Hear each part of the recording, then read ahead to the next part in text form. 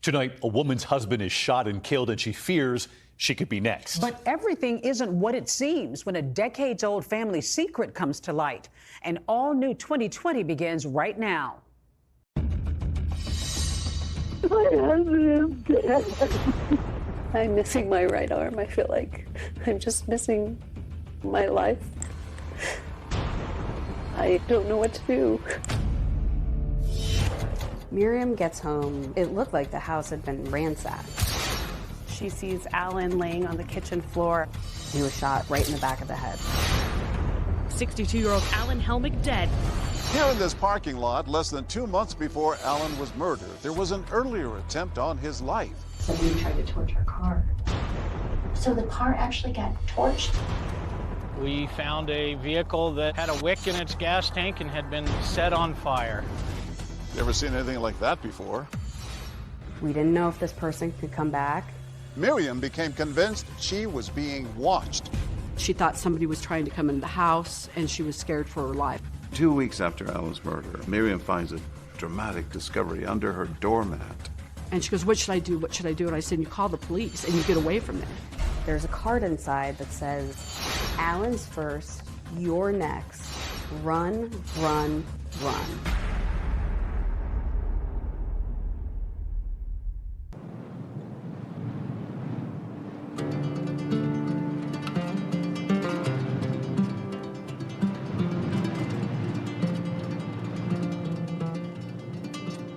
Out here in the western Colorado countryside, the wide open spaces can stretch for miles. In a place this remote, it might seem unlikely that two lonely souls might find each other and a second chance at love. But that's exactly what happened here, until one warm summer day when the peace of this place was shattered by unimaginable violence. 911, what do you have to cover your emergency? My husband is You what? My husband is dead. This was a big story that shocked a small town. There's stuff everywhere. He has blood under his head. There was a scare in the community, you know, that something like that could happen. We don't have a lot of crime here. No, I've got to do this. Murders just didn't really happen there, especially murders with so many twists, and especially to a well-respected businessman that everybody really loved. Alan Helmick was a fixture in this community, a man who dedicated his life to helping others achieve their dreams, getting small businesses off the ground and families into their first homes. In fact, he was known as the broker of Main Street. Alan Helmick was a prominent businessman. He had a mortgage business. Everybody respected him. He was firm, but he was very friendly. An avid outdoorsman, Alan took advantage of all western Colorado had to offer. The western slope is just gorgeous. It really is where the west meets a bit of suburbia. And in Whitewater, people have these sprawling homes, very affluent, very safe. How would you describe this town of Grand Junction? We pride ourselves on our outdoor activities, our beaches, our wine industry. Great for families. Alan had grown up in the nearby town of Delta and settled into Grand Junction to raise a family. What was Alan Helmick like? You know, he was a good guy. He was a great athlete. Bob Cacchetti was Alan's friend and longtime accountant.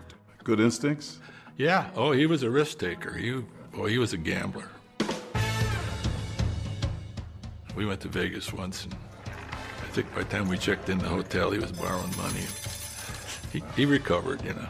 He was a good business person. He took a lot of chances, but it seemed to more than not played out and worked well for him. And definitely not one to shy away from attention.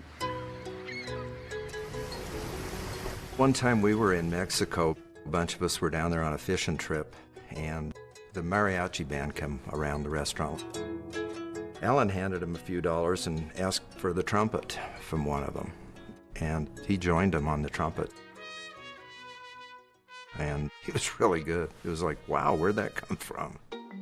So it didn't surprise those who knew Alan that after his first wife unexpectedly passed away, he wanted to meet new people. So he decided to try something different, dance classes. And his instructor is this woman, Miriam Giles. Oh, yeah, he came in one time and we were doing something and he says, yeah, I just love dancing. Miriam was a very good dancer, a good instructor. She had me dancing, which was a miracle. Alan, I believe, kind of had that love at first sight feeling and really wanted to pursue Miriam and did so on the dance floor. Miriam was 10 years his junior, but Alan didn't let that discourage him. He described meeting Miriam in an interview he did shortly before he died. She didn't want to date me, but I persisted. She was my dance instructor, so I could go on a cruise and not be club-footed. We ended up becoming pretty compatible. Alan seemed reborn. He was so very happy. They ended up falling madly in love and got married within 2 years of knowing each other. They would talk about how they would go out on their boats late at night to watch the sunsets together, have an evening cocktail, and just how they felt like they had just found a true partner late in life. It was just like a little fairy tale come true. It's June 10th, 2008. Typical, beautiful Tuesday morning in Whitewater. And Miriam leaves to go run some errands. Alan was going to get his car serviced, and then they were gonna meet up for lunch. She stopped to get cigarettes, stuff for her horse, even check on a prescription for him. She went to City Market to pick up his prescription and found out that he hadn't dropped it off. So she called him, could not get a hold of him.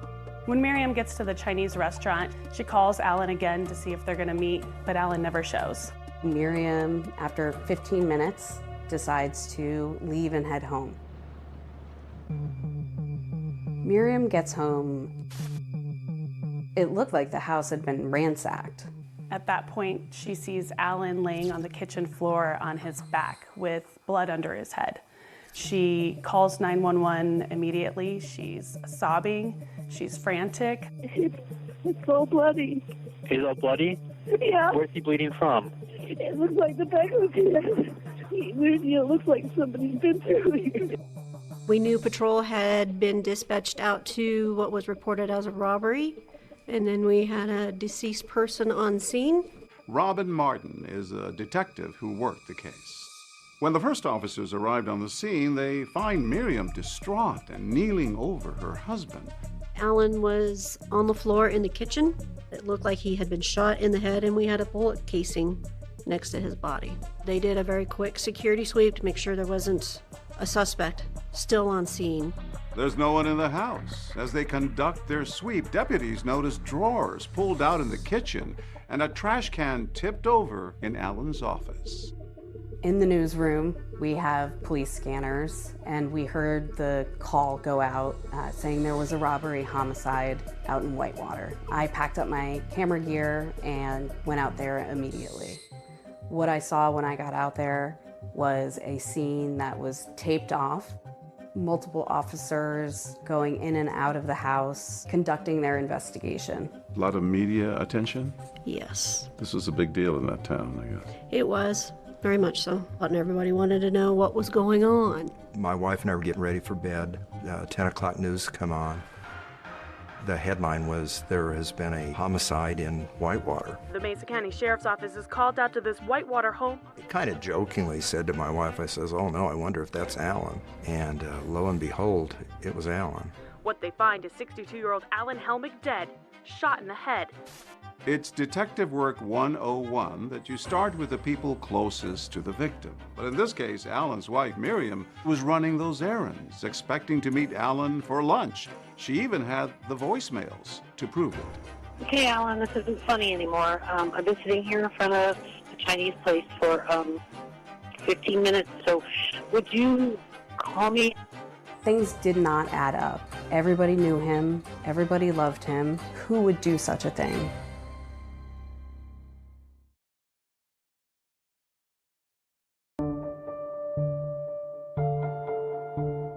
The Mesa County Sheriff's Office is called out to this Whitewater home on a report of a possible robbery.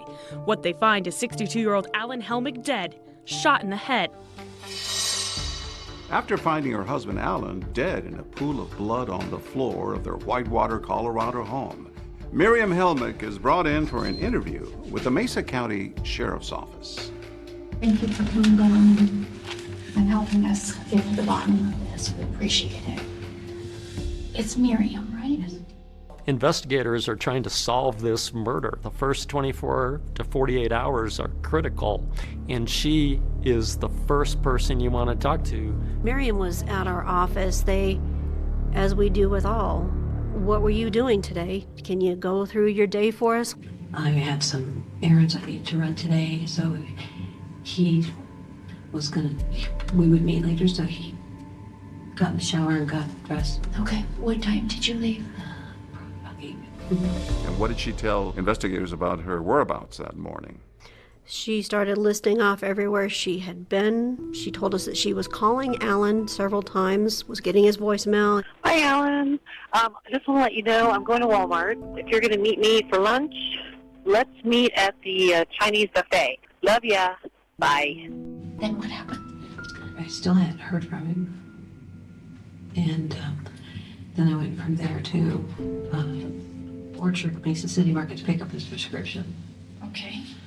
What time is it now? I probably got there about around 10.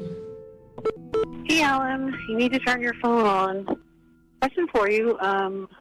When I pick up your prescription, they said that you hadn't been by yet. So are we still going to be able to meet for lunch? It's not like you to not call me, so give me a holler. Thanks. Bye. And since he hadn't called me back, I thought he was caught up somewhere to me. So I left him a message and told him I was going home in case he decided to meet me there anyway. Okay, Alan, this isn't funny anymore. I've been sitting here in front of the Chinese place for 15 minutes, and you're never late. So would you call me? Miriam's entire morning is accounted for. She even offers up proof of where she's been. I think I have all the receipts in my pocket.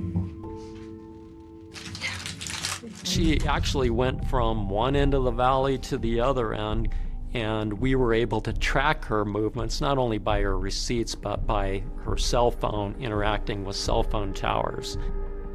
She was tested for gunshot residue? Yes, she was tested for gunshot residue. Her clothes were collected? That's right. They take those items to check them for any kind of gunshot residue or blood spatter that might indicate Miriam had something to do with this. And those results came back negative. She's also caught on several surveillance cameras throughout the morning. Miriam seemingly has an airtight alibi. So naturally, investigators are anxious to ask her who she thinks may have wanted to harm Alan. Did he have any enemies, any problems with any of his contracting work going on, any disputes? Would he share that with you if he did? I think so. He shared a lot with me. Miriam said Alan was generally well-liked, but detectives also knew he'd been a local mortgage broker. Could he have turned someone down? Maybe had a disgruntled former client or co-worker who was out for revenge. He did not like lying or dishonesty. He would fire people for that, but that was respected. And he had started his own business here decades earlier. Alan had married his high school sweetheart, Sharon, and had 4 children through 37 years together. But on New Year's Eve, 2003, she died of a sudden heart attack. How did that affect him? Friends said that he was quite depressed and wasn't doing that well. And soon afterward, he takes up dancing. He was encouraged to try a new activity.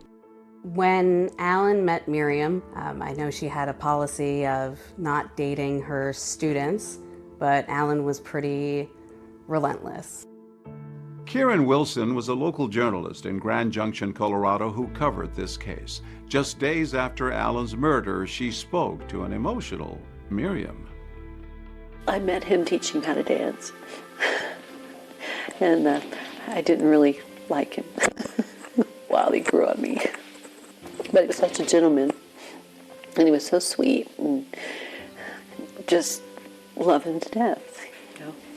Miriam had been dealt her own difficult hand in life, having faced not one but 2 unimaginable tragedies back in her home state of Florida. Chris Giles is Miriam's son. Grew up in Jacksonville, mom, dad, a sister. What was it like? It was good. Typical kind of four family. You know, me and my sister were super close. Mom kind of let us to do our things, but it was also there to kind of shepherd everything and help us through. In 2000, Miriam and her first husband, Jack, were devastated when their eldest child, 23-year-old daughter Amy, died suddenly after an accidental overdose. How did the family cope with this, with her death? We didn't really talk about it. After a while, things kind of started going downhill. And Jack just, he kind of, he just could not live without his daughter. They just tore him apart. And then 2 years after your sister dies, tragedy strikes again. Yeah. My dad took his own life, and I woke up to the gunshot. Miriam's husband, Jack, shot himself while he and Miriam were in bed. Mom kind of runs out the door, and she's hysterical.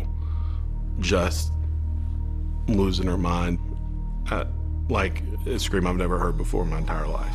Well, it was a dramatic change in your family. Yeah. The loss of father. Yeah, you're trying to figure out how to deal with those things. You got to deal with the pain. You got to deal with the hurt. You know. She turned to dancing after all this. Yeah, it was kind of her escape, where she kind of felt normal. And then your mom decides to move to Colorado. Yes. And not long after is when Alan Helmick walked through the door of the dance studio where Miriam worked. Everybody's really happy for Alan. He seemed real happy. Yeah, another chance at love. Everybody said that her and Alan were kind of a good team for dancing. They were a real couple.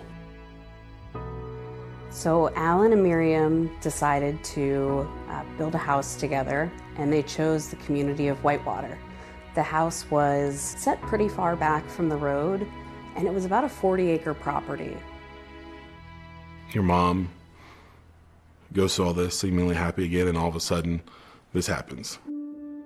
911, what do you have to have your emergency? My husband is dead.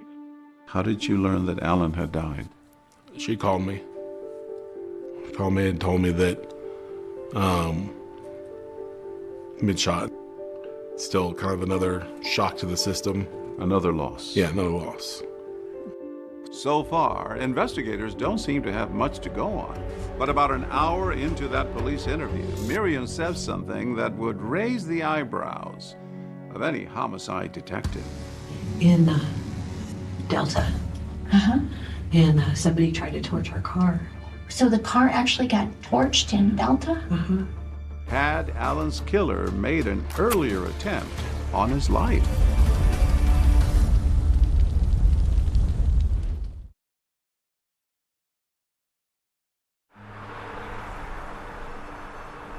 After Alan Helmick is found murdered in his Whitewater, Colorado home, his wife Miriam is interviewed by investigators. And she tells them about a shocking incident that happened just 6 weeks earlier. Somebody tried to torch our car. They took a stick or a big like restaurant skewer and put some kind of gauze on it and stuck it down in the gas tank and lit it. Here in this parking lot, less than 2 months before he was murdered, there was an earlier attempt on Alan's life. Someone tried to set his car on fire. It looked like something straight out of a movie, but for the Helmicks, this brush with death was all too real. Tell me about that incident. What happened that day with the car?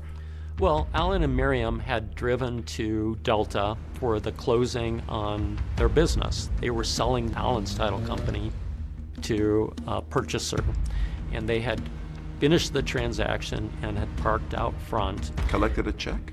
And collected a check for over $100,000 for the sale of this business, and got in the car. At that point, Miriam went in to use the restroom. And while she's in the business, the car starts smoking. Alan looked in the mirror and saw that the vehicle was on fire. He got out of the vehicle, went to the back of the car, and a wick was in the gas tank. When Miriam comes out, she hears that Alan's screaming at her to bring her to get a fire extinguisher, that the car's on fire.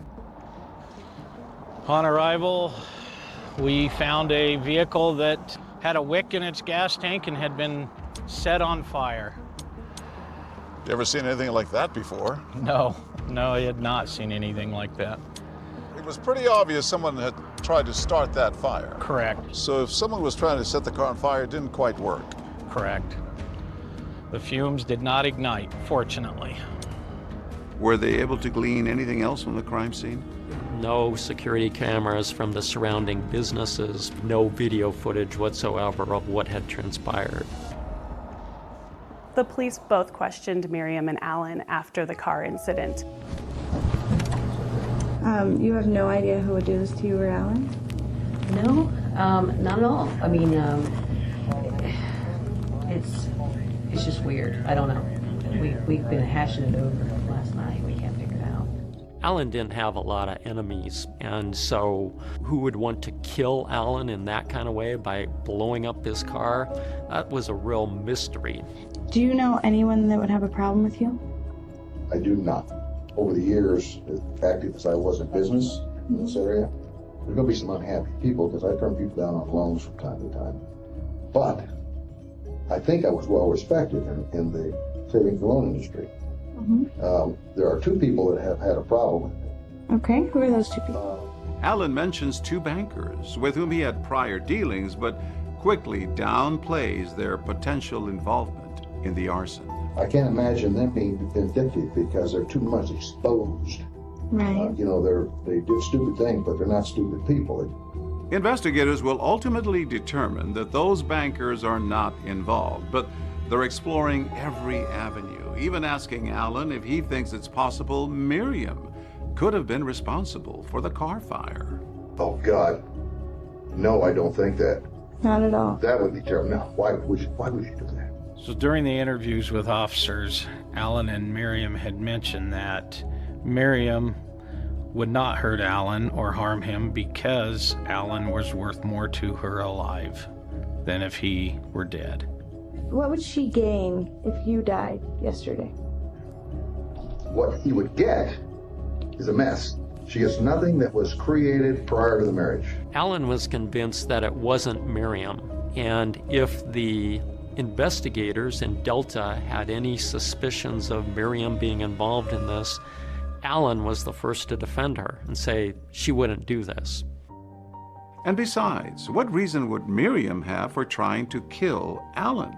He'd always gone out of his way to make her dreams come true with lavish gifts and gestures. His goal in life was to make me happy, and he took care of me. His favorite saying was, have fun like hell. So anytime he knew I was going shopping or he gave me money or anything like that, he would say, have fun like hell. Alan loved Miriam, and he was always happy to dote on her, buying her lavish gifts like her own dance studio and even a horse training business, always intent on making her lifelong dreams a reality. I met Alan and Miriam Helmick at my farm because they wanted to buy some horses to start a horse breeding operation. It was always her passion to start riding, and Alan was just said, you know, I'm going to give this dream to you. Horse training centers, it's extremely difficult way to make a living. Most of those never pay off. It's a labor of love. You told him it was not a good idea to invest in this horse. No, and I said, it's a good hobby, but it's too expensive. And his desire to open up that dance studio came from where? Oh, it had to be Miriam. You had your concerns about him investing in these things. Oh, I told him, I said, get your head up your ass. Sounds like you really wanted to make Miriam happy. I think so. Alan was always very good with his finances, but with the horse business and the dance business, they were hemorrhaging money. As investigators began digging into Alan's finances, they found that bad business decisions had left him in a serious financial hole. But were his money troubles enough of a reason for someone to want him dead? Or could the murder have been more personal? Does Alan Jr. know where you guys live now? Yes, he's been there. He's my wayward kid because he's sort of a bum. Investigators will soon learn about some long-standing Helmick family tension. He said if he shows up when he's not announced, you call the cops.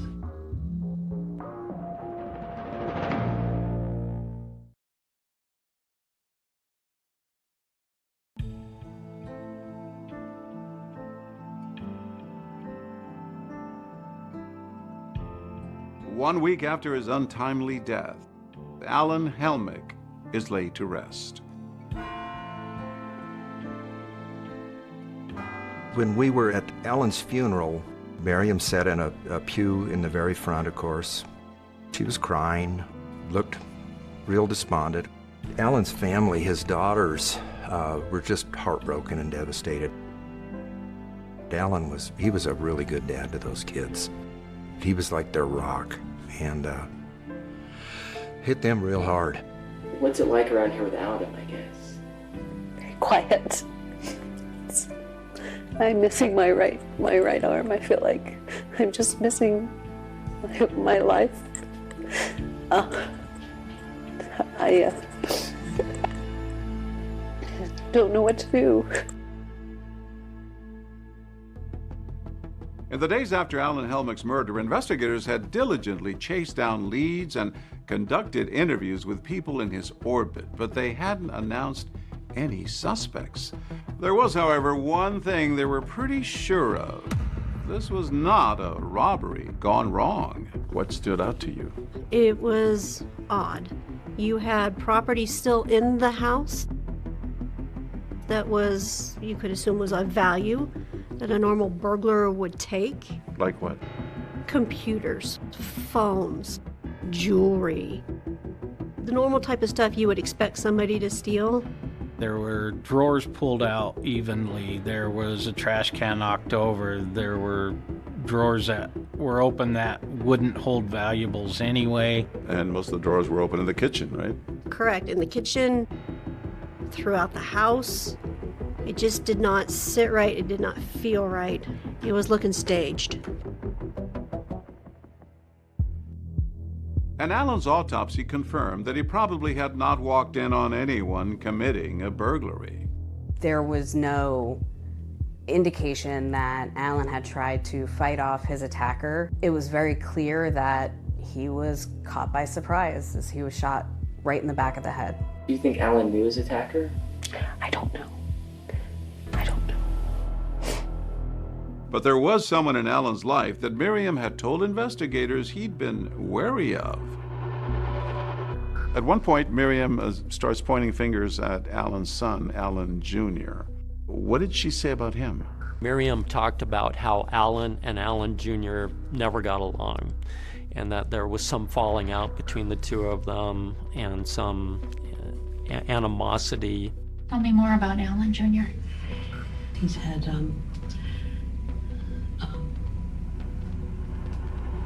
he's had run-ins with the law. What was the relationship between Alan and Alan Jr. 3 to 4 months ago? Same. Same It's distance? been that way for many years. Okay, kind of Very stayed apart. distant. Okay. There's some real animosity there. Does Alan Jr. know where you guys live now? Yes, he's been there. And after that car fire 6 weeks earlier, Alan had also mentioned his strained relationship with his son to those investigators. He's my wayward kid because he's sort of a bum. And you can't fix that by just handing him money. Alan's personal issues with his son, coupled with the fact that he may have known his attacker, was enough for detectives to bring Alan Jr. in for an interview. Come on in and have a seat. And I, Right here? yes, that's All right. fine. He's the kind of guy that if he saw something that wasn't right, he would give you his 2 cents about it, and it would not be nice. It would be sharp. He just told it as it is. Yeah, it's sharp. Yeah, right out. Sure. My dad's like, you're out. You know, you're right. You're I like you because you're doing this. Alan Jr. goes on to say that his father had effectively cut him off financially. Your dad would give me a dime. Okay. Did you ask?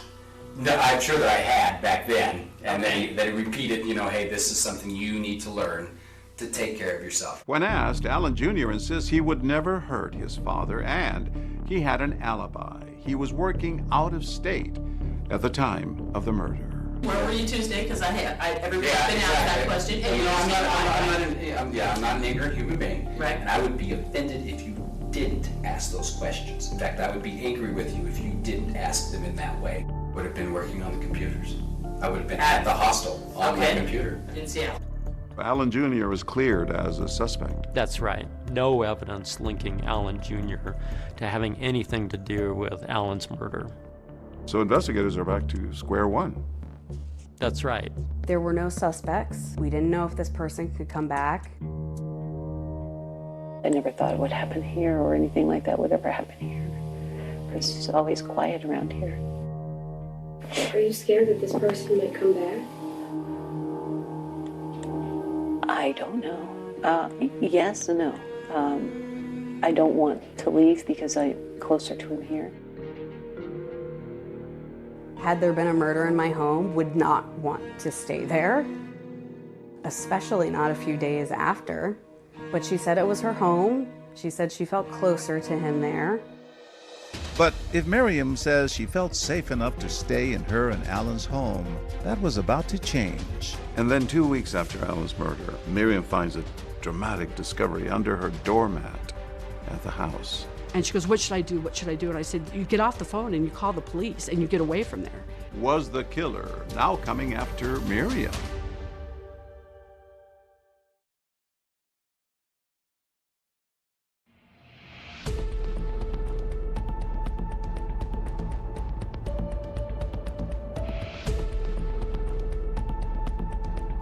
Miriam Helmick came home last Tuesday to find her husband Alan shot and killed. Her quiet Whitewater neighborhood was turned upside down. The baffling murder of businessman Alan Helmick had left a community desperate for answers.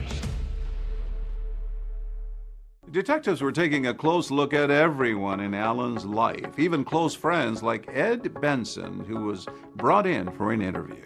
I've known Alan, I don't know, a long time.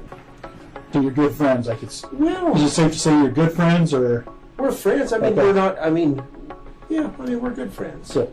Strange interviews with the sheriff's department, the investigator. You know, you go in and we're friends, but yet we were treated as, like suspects. Did you guys ever have any bad blooded between you two or anything like that? Not from my standpoint, not at all, no. Any enemies that you know of without Alan telling you, or any... said rumors that, Alan's not a good guy or anything like that? Never. Okay. Never. And there was that mysterious car fire just weeks earlier. Everyone wondering, could the two incidents be linked? Take it all that they may be connected? A good possibility. I was letting them figure that out. It was, it was a shock to us. But he never mentioned anything about anybody that would do something like that. As days passed with no suspects in custody, Miriam became convinced she was being watched. She reported seeing a white pickup truck with a driver she didn't recognize circling the property, leaving her to wonder whether the same people who killed Alan were now coming after her. I talked to Miriam almost on a daily basis, and in a lot of our conversations, she talked about that she thought somebody was trying to come into the house and she was scared for her life. Miriam starts reporting that weird things have been happening around the house. She's saying that she will come home and a door that she knows she locked is unlocked. She was finding lights on. She was finding medicine cabinet doors open that shouldn't be. She saw one or more suspicious vehicles that she didn't know who was linked to them. And mind you, this is a very small area, only a handful of homes out there. And you recognize most of the vehicles that are driving in and out of the area. But the strange happenings at the home weren't the only thing worrying Miriam. With Alan, the sole breadwinner, gone, there wasn't any money coming in. During her police interview, Miriam had explained to investigators that they had a prenup.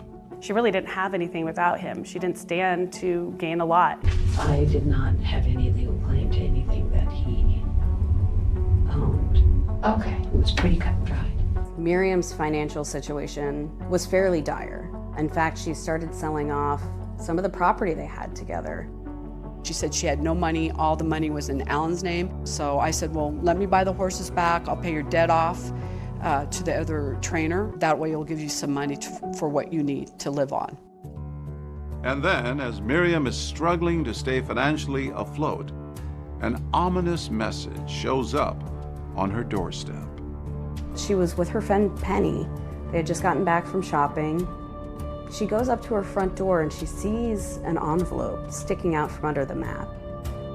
And when she opens that envelope, there's a card inside that says, "Alan's first, you're next.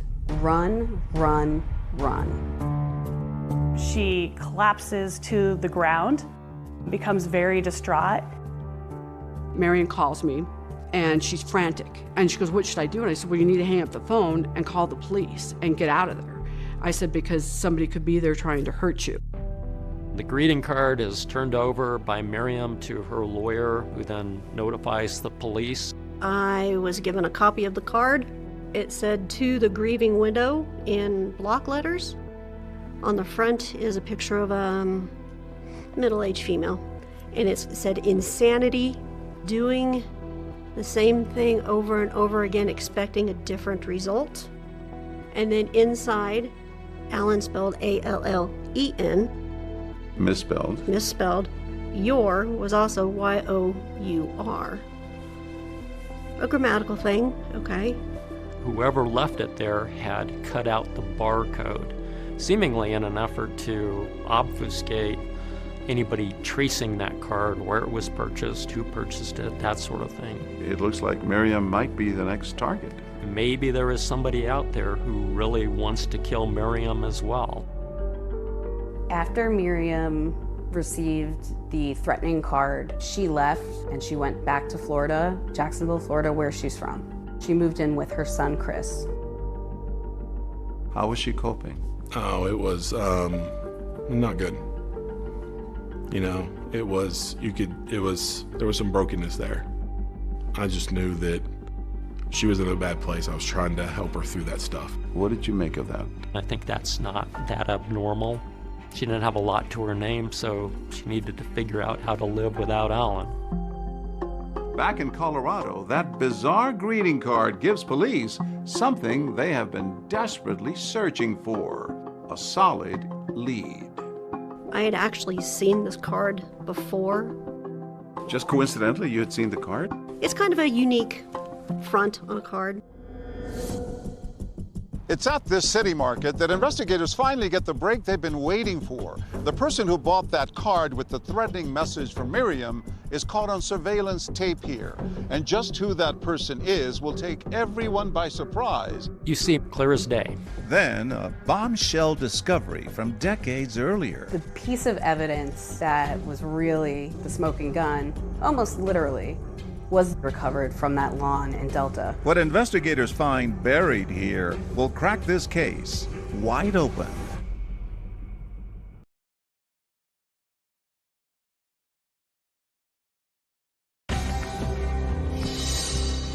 What we had was a man who had led a good life and he ended up murdered. I saw Alan on the floor.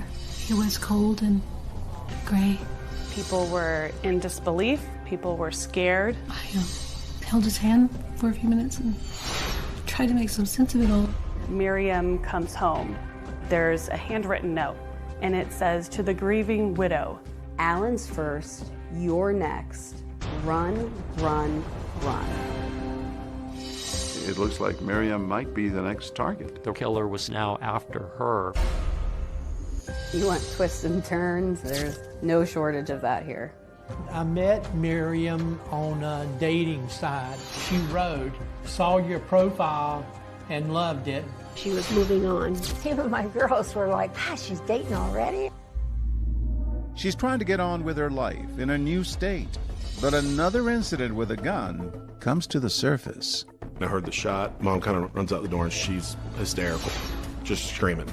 Like a scream I've never heard before in my entire life. Could what they find buried in this yard be the smoking gun?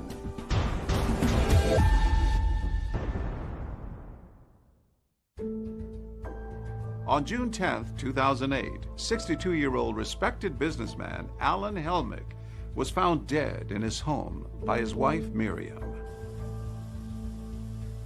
When we arrived, Alan was on the floor in the kitchen. He had been shot in the head, and we had a bullet casing next to his body. The place had been ransacked, but nothing seemed to have been taken. They realized fairly quickly that this was a staged attempt to hide what really happened. A tragic ending to what appeared to be a perfect second chance at love. Both Alan and Miriam were widows. She was his dance instructor for ballroom dancing lessons. I'm missing my right arm. I feel like I'm just missing my life. I don't know what to do. Miriam told police she'd been running errands all morning and provided receipts to back up her alibi. I went to Walmart. Okay. I needed to buy some shirts. Police were at a loss as to who would want this well-liked businessman dead. Alan had some enemies, but nobody was going to kill him. And as investigators began to dig deeper, the story took a frightening turn. Miriam comes home. There's a handwritten note, and it says, "To the grieving widow. Alan was first, you're next. Run, run, run." It looks like Miriam might be the next target. The real killer was now after her. After Miriam received the threatening card, she went back to Florida, where she's from.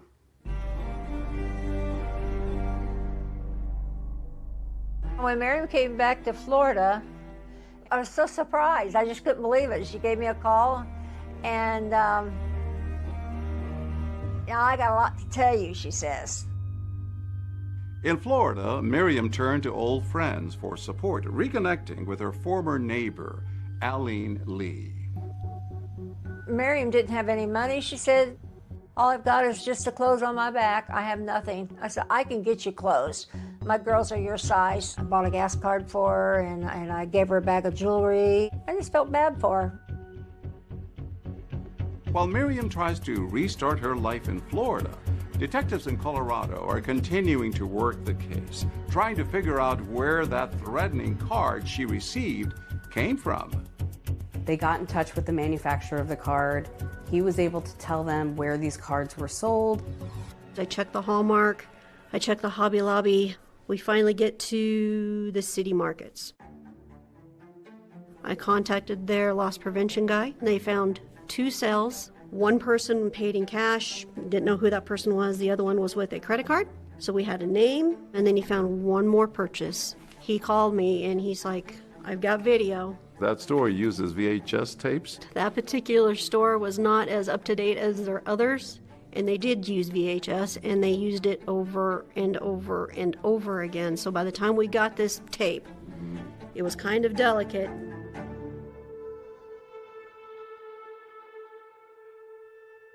It was her. She was wearing the same style of shirt that she had walked in with her interview. It was just a different color combination. You see Miriam going first to the area where the cards are sold within the city market, and then to the cash register where she pays for it.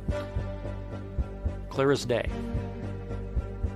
So now it appears that Miriam, the grieving widow, seemingly afraid for her own life, had actually sent that threatening card to herself.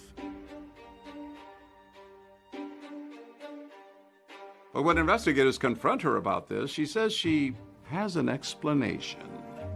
What Miriam told them is that she felt like the police weren't paying enough attention to the case. They weren't doing much. And so she wanted to kind of jog that with this card.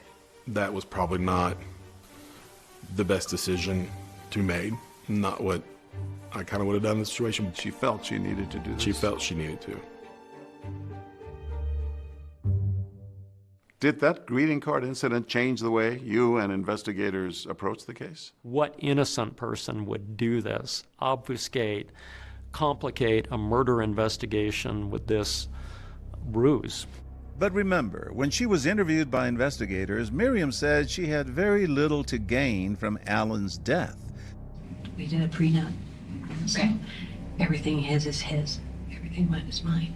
He has more than I do. Okay. With no clear motive in sight, the Mesa County Sheriff's Office turned their attention to Miriam's past, learning about that double tragedy she and her family suffered years earlier in Florida. There was the sudden loss of her daughter, and then a shocking development with her first husband. While Miriam and her first husband, Jack, were in bed, Jack shot himself in the head. Now you say, okay, she's had not one, but two husbands shot in the head. Was there a common thread? And they were both married to Miriam Helmick. Police ruled it a suicide. There were some strange circumstances, though. Things like he used his right hand to pull the trigger. Jack was a lefty. Investigators then start looking back at your father's death. Yes. I woke up to the gunshot. You were just down the hall. I was sleeping on the couch in the family room, and I heard the shot. Mom kind of runs out the door, and she's hysterical, just screaming. Like a scream I've never heard before in my entire life. There's certain things in life that can't be faked. Did you question her? No. I know one of the things came up is that my dad was left-handed. Well, my dad learned how to write left-handed because he had a cast on his arm when he was younger, so he was ambidextrous. He could use his right hand too. And you had seen him depressed before this? Yeah. Was the death of her first husband, that case, ever reopened? No, it was ruled a suicide. But with clouds of suspicion gathering over Miriam about the death of her second husband, she does something unexpected. I met Miriam on a dating site. A millionaire match? Millionaire match. Your profile described me to a T. Investigators are starting to wonder if they could actually have a black widow on their hands. I mean, she was finding the husband, she was looking for the money, and then moving on.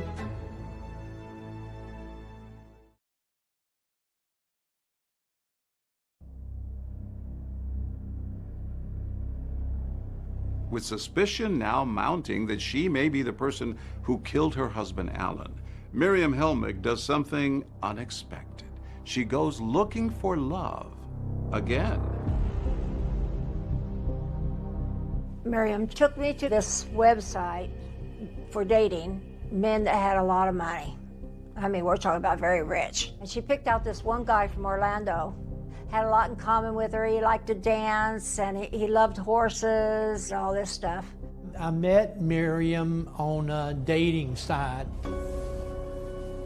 I owned a dance studio for about 6 or 7 years, and then I had a human resources company for about 20 years. I did very well for myself.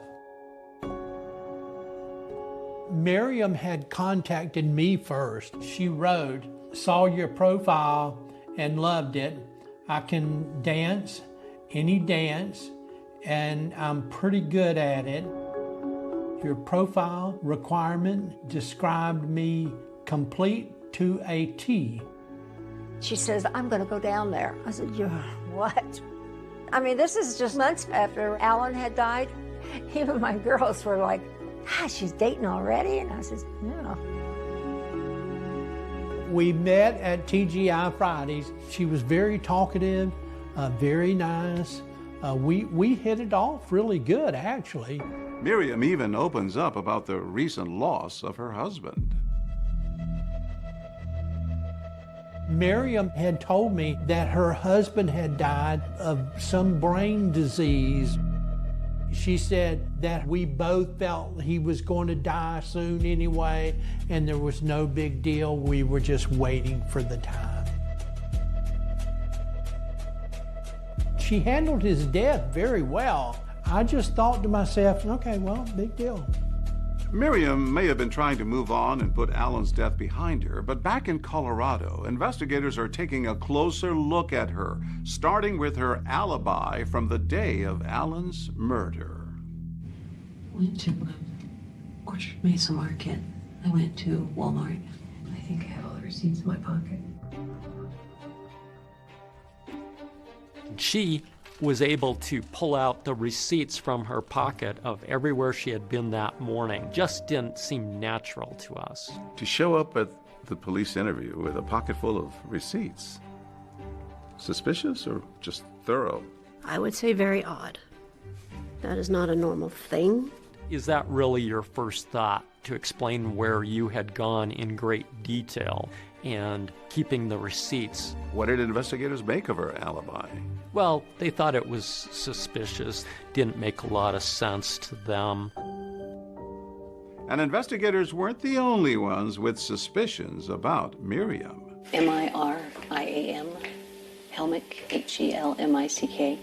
Remember that local reporter who sat down with her after Alan's murder? She couldn't shake the feeling that something was off with her story. Have you planned the funeral yet? Oh, it's tomorrow at 10. I start to get a weird feeling as she's talking. I wanted to get back into dressage and decided I should have a dressage horse, so he bought several. It was all about her. And these interviews are really supposed to be about the deceased. His goal in life was to make me happy. He never wanted me to worry about anything or have any problems or anything, and he took care of me, everything. As I was speaking with her, it went from feeling really bad for her to being suspicious. Are you scared that this person might come back? That was it. Yes, That's and no. the look. I don't want to leave because I'm closer to him here. She started looking to the side. It's just like when you're talking to somebody and you know that they're lying because of nonverbal cues that they have. When I left that house, I've never scurried away from a place so quickly in my life. I was genuinely scared. And while Miriam is talking to the media, investigators are talking to those closest to Alan. You continue with the investigation. Actually, you interview Alan's children. Yes. Right after Alan passed, we were speaking to the daughters, and they had expressed concerns of an inability to get a hold of their dad. He's been completely out of character, drastically since January. It's odd for my dad. You've seen him change. You've seen him change his character. And maybe not so much see him change his character, but through her, I can't even get to him. He wasn't answering phone calls. He wasn't returning voicemails. Hi, Dad. It's Portia. I hate to bother you so much. I haven't been able to talk to you, so things are piling up. Hey, Miriam. This is Christy. I've been calling my dad for about a week, and I'm not hearing back. And every time I called, Miriam answered. Before then. His phone? Yeah. Okay. His cell phone. Which I thought was weird. He always answered his phone. It appeared that he was being distanced from them. I'm like, well, Dad, is your home phone hooked up? He's like, no. I'm like, well, how does anybody get a hold of you? Well, Miriam doesn't want anybody to bother me. And when they would call Miriam, there was excuses as to, oh, I'll have him call you back, or he's not around. She certainly, in the days leading up to his murder, was isolating him from his children. Alan's kids couldn't help but wonder why Miriam seemed to be keeping them from their father in the months leading up to his murder. Could it have been something to do with a sudden decline in his health? Father's never sick. My father's like an ox. Mm-hmm. And he was, every time I would talk to him, he was sick. And did he say what he was sick from? He didn't know. I don't think he had a clue. But he said he couldn't even stand up. He was so dizzy. The more investigators dig, the more troubling details they uncover, like a gun that seemed to have disappeared from Miriam and Alan's home. One of Alan's children said she specifically remembered seeing a .25 caliber pistol in his sock drawer. They couldn't find that gun after the murder. Police learn of a shooting incident that had happened outside this house decades before. Could what they find buried in this yard be the break they need?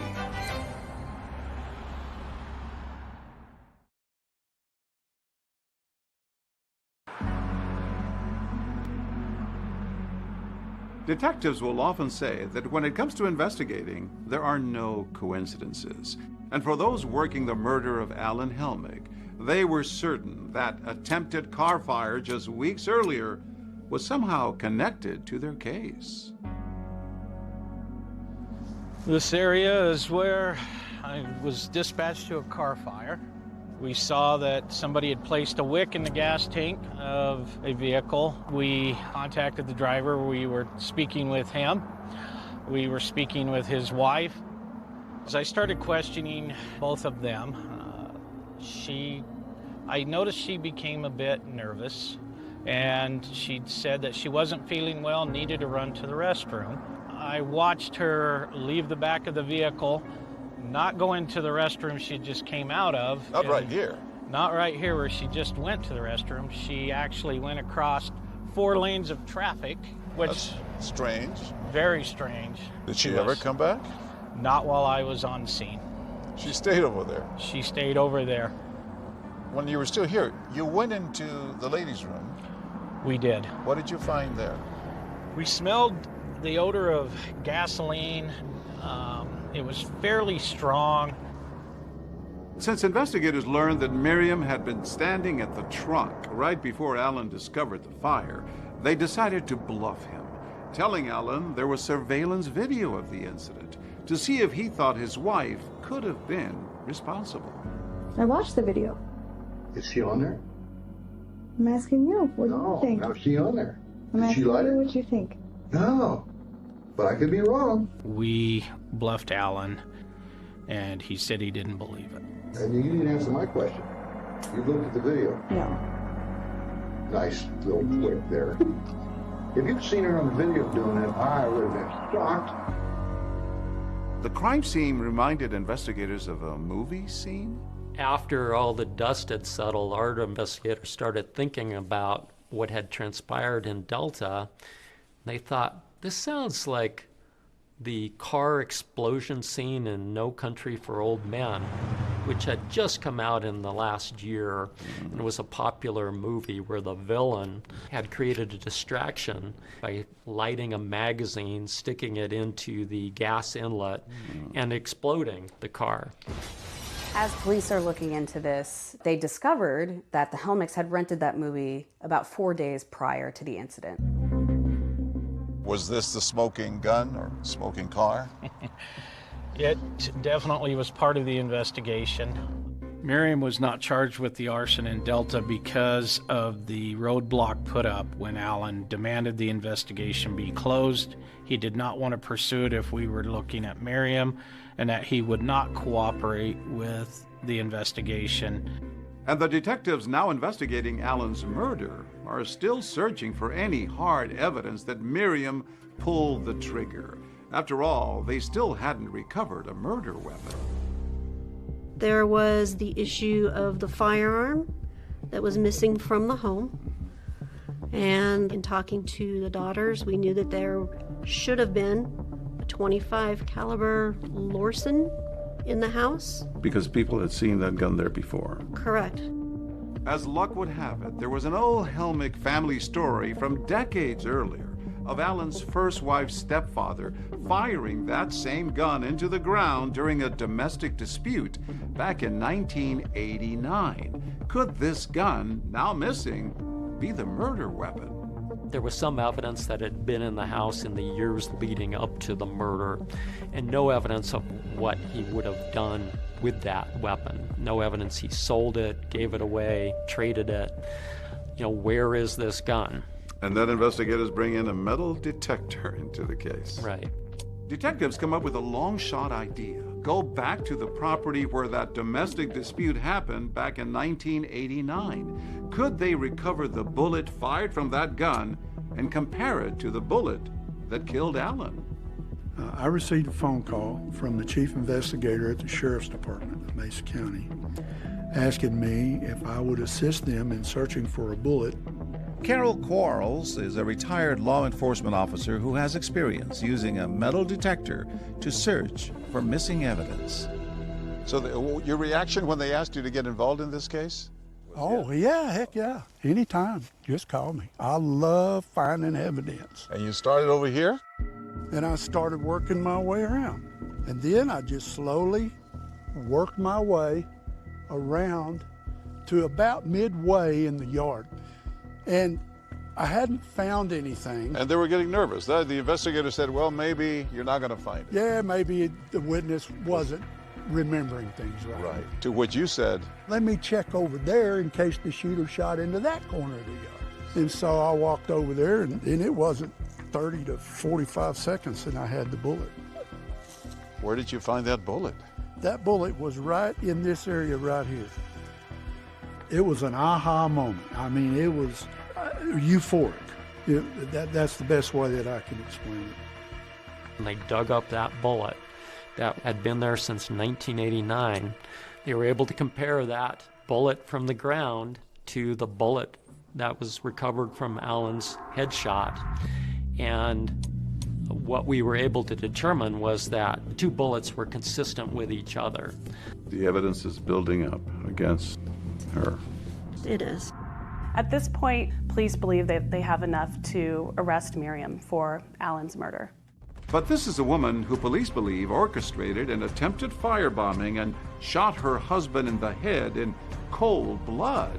Is she just going to go quietly? She's being investigated for a homicide.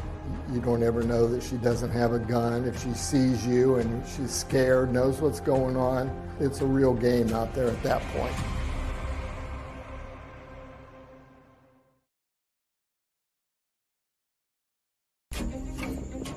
In the fall of 2008, just a few months after Alan Helmick's murder, Miriam was living in Jacksonville, Florida, attempting to move on with her life. But her past in Colorado was about to catch up with her. I was a special agent with the Florida Department of Law Enforcement here in the Jacksonville field office. I got a call from Mesa County Sheriff's detectives, and they were investigating a homicide in Colorado. Did you have an inkling that she might be a suspect? It wasn't kind of until I was driving home one day and the Grand Junction police called me and said, is she living with me? I was like, yeah, she's with me. I don't know what's going on, but she's there. And we sent 2 investigators down there with an arrest warrant. They handcuffed her and set her right on the ground. She had a blank expression on her face, like a little bit angry looking almost. 6 months after Alan's death, Miriam is charged with first-degree murder, attempted murder for that car fire, and forgery. She pleads not guilty and is extradited from Florida back to Colorado. What we had was a man who had led a good life and he ended up murdered, and there's a need to bring to justice the right person. A year after being arrested and charged, Miriam Helmick goes on trial here at the Mesa County Courthouse. Prosecutors argue that the grieving widow is actually a cold-blooded killer. Miriam Helmick standing trial for the murder of her husband was a huge deal. The courtroom was pretty packed. It was a bit chilling. Miriam did not show a lot of emotion. She didn't look like herself. So why do prosecutors believe Miriam killed Alan? They argue the motive was as age-old as they come: money. Financial motive was the critical part of your argument. There were suspicious bank account activity where it appeared that Miriam had forged multiple checks from Alan's account. All told, she had taken about $40,000 out of his account through writing those checks. But the defense pushed back, saying that Miriam had Alan's permission to write those checks, both as his wife and his secretary. Banks had been calling, trying to get a hold of Alan. He wasn't being available to his banker, something that had never happened before. Now there was an urgency. Right. In fact, the banker had reached out to one of Alan's daughters, and that was tension that was building. Prosecutors put Alan's daughter, Portia, on the stand to testify about the way Miriam seemed to be isolating her father in the months leading up to his murder. He was much less involved in my life. He was much more distant. Well, I called him, and when I didn't get to his phone, I called Miriam's phone. And when they would call Miriam, there was excuses as to, oh, I'll have him call you back, or he's not around. If Alan was discovering that she had been taking money from him without permission, that was a possible motive. How would he have reacted if he had found it? Everything would have been over. You would have had our attorney on a hotline, and it would have been over. And prosecutors argued that Miriam had tried to kill Alan not once, but twice. The first time in that failed attempt at blowing up his car.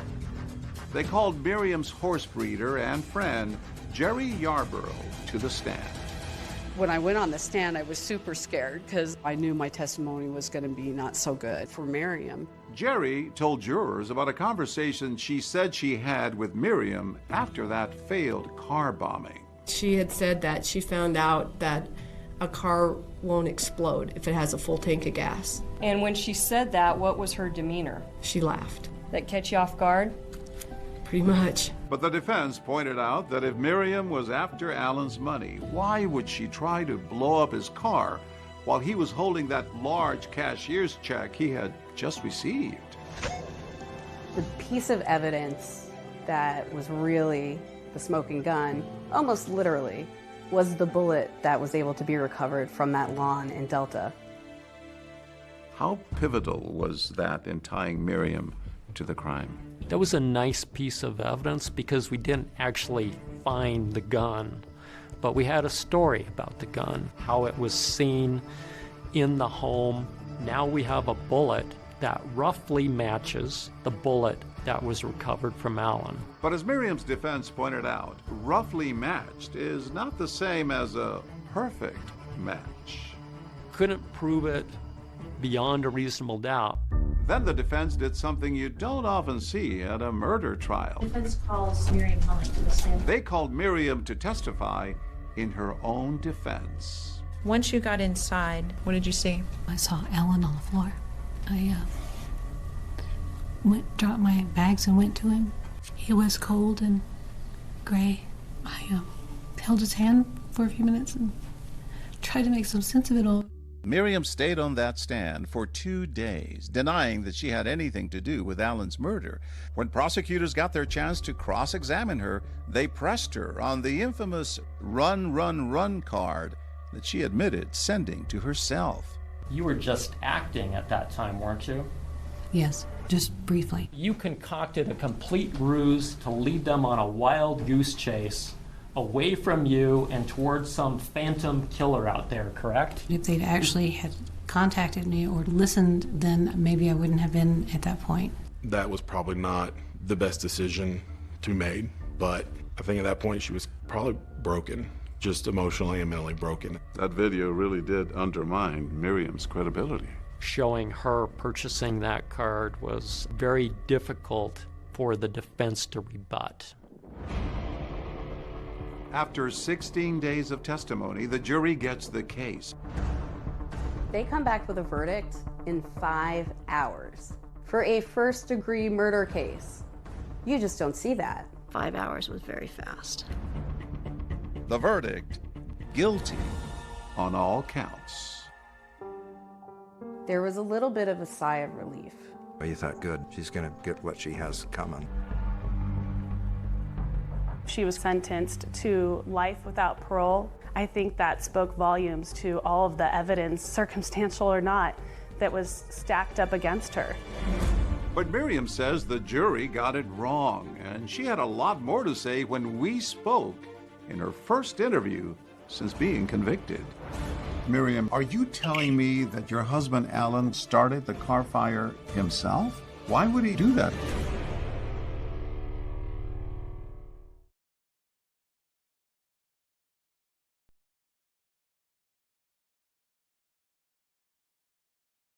It's now been 15 years since Miriam Helmick was sentenced to life for killing her husband, Alan. Since then, she's been at the Denver Women's Correctional Facility, where she recently called me from.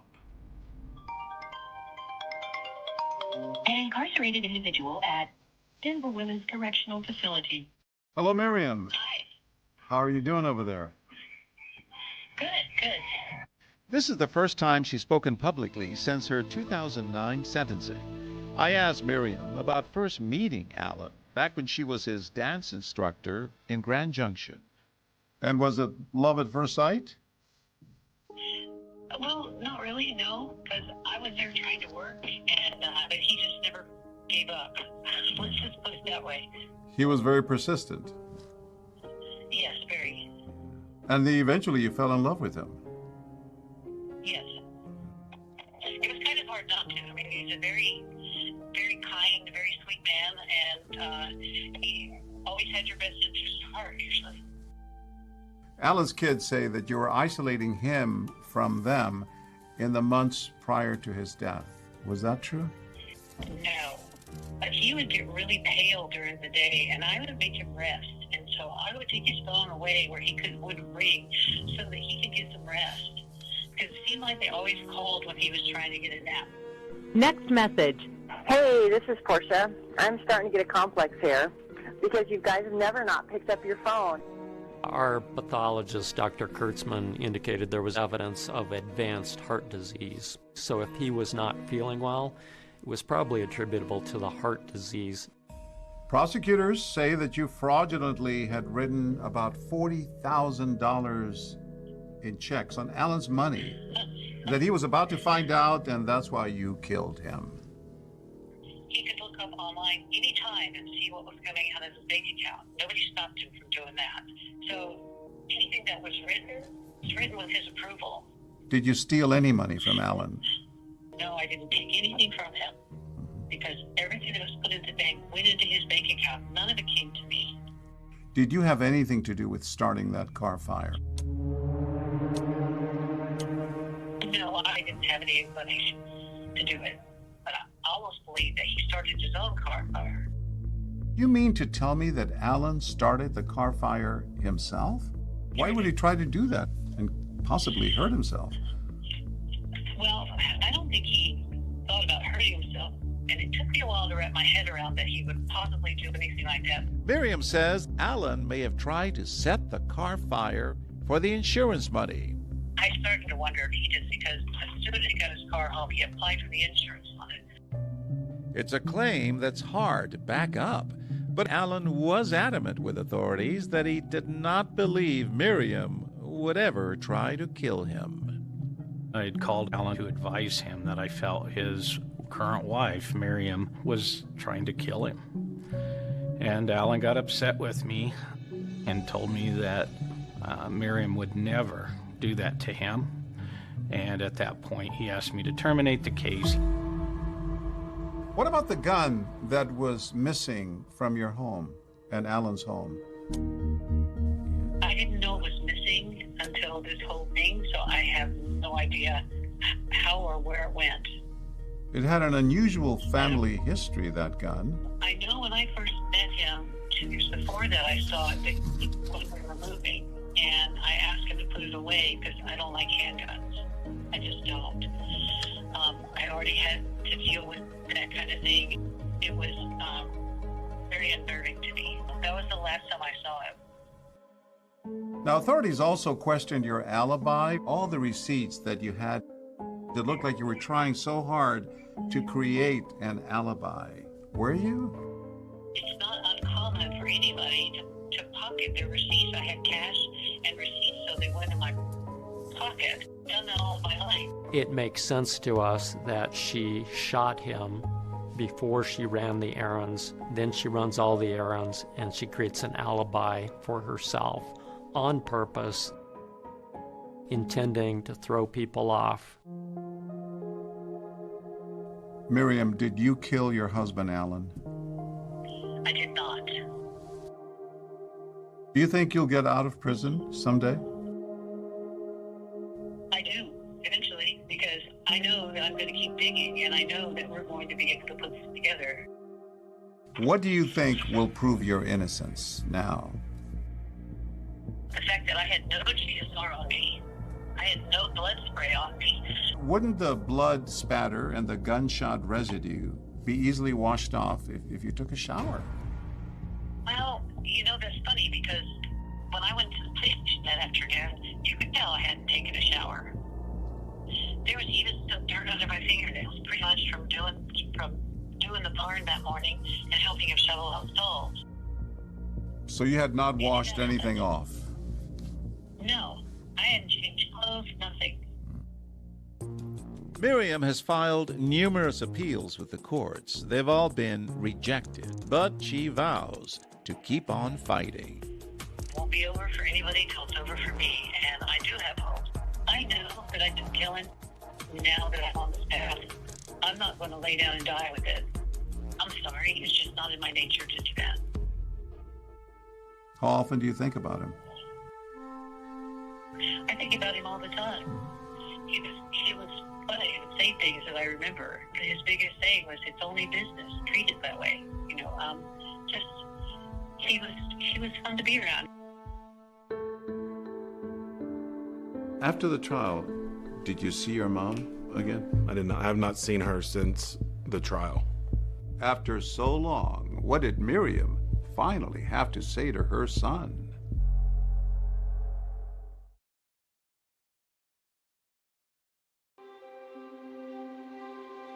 Don't forget, you're going to put on your jacket, too. We're not used to the 30-degree weather that's awaiting us. No, we're from Florida. Maybe different.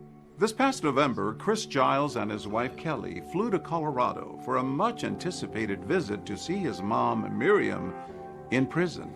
So she's in the Timmins Women's Correctional Facility. So it'll be the first time in probably about 15 years that I've seen her. I have not seen her since the trial. Why not? I think, for one, I didn't want to have to just see her that way. See her kind of broken and see her in that situation. I was also kind of mad. I was mad that all this had kind of happened. Over the years, one by one, Chris lost his entire family to different forms of tragedy. It's just kind of a whirlwind, and then all of a sudden this happens. That new husband dies, and then she's arrested. Yeah. You're trying to figure out how to deal with those things, and you kind of got to deal with the pain, you got to deal with the hurt. Let's rock and roll.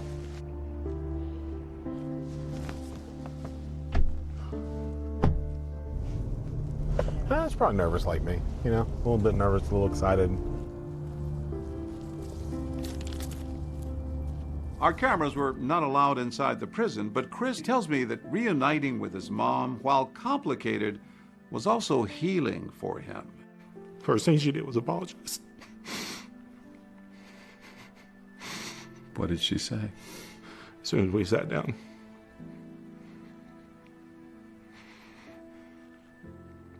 She said, "I'm sorry for everything I put you through."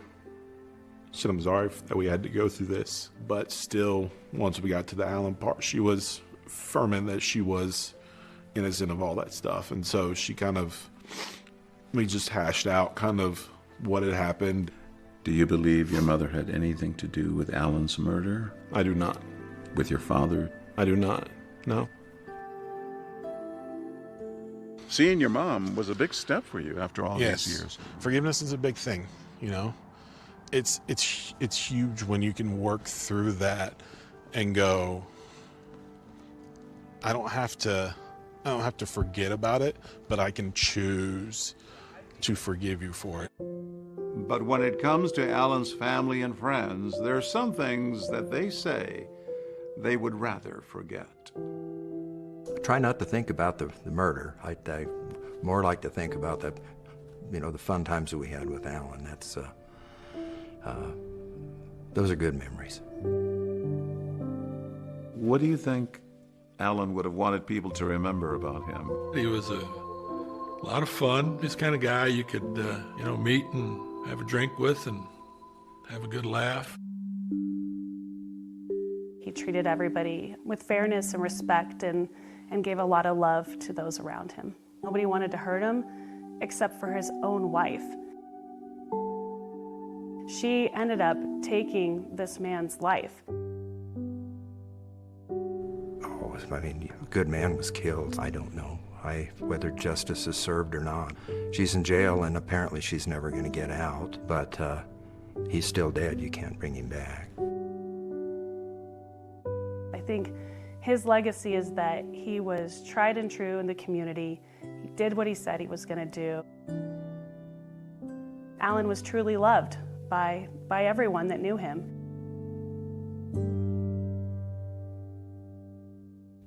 Miriam Helmick was sentenced to life plus 78 years. David, she has exhausted her appeals, but she says she still plans to fight for her freedom. That's our program for tonight. Thanks so much for watching. I'm Deborah Roberts. And I'm David Muir. From all of us here at 2020 and ABC News, good night.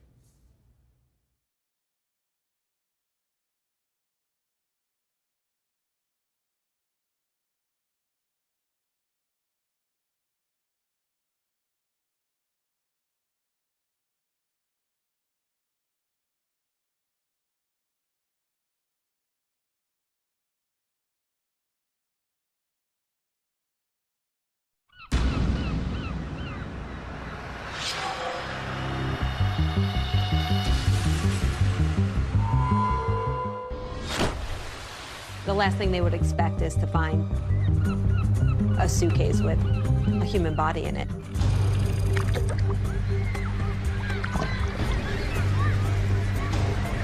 The big question is, how the hell did he get there? They were crazy in love at first, but it quickly became tumultuous. There were infidelities. They'd go back and forth. They'd fight. I think they liked the drama of it. And the next thing coming out of his mouth is, when I get home, I'm going to kill you. I'm going to smash your face in. He said he was leaving and he wasn't coming back. Were you ever angry enough to want to see him dead? There were times I wanted him gone, but gone doesn't mean dead. And Mel just said, well, I'm a single mom now, and now I've just got to get on with my life. I said, well, no, the next thing is we've got to figure out who did this to him. And after I got off the phone, I said, she did it. They couldn't find any forensic evidence whatsoever to establish that this was a crime scene. Do you still insist that you're innocent? Absolutely. I still feel like, how could somebody think that I did that? I think she did not actually commit the crime. It turns out it isn't the end of this story.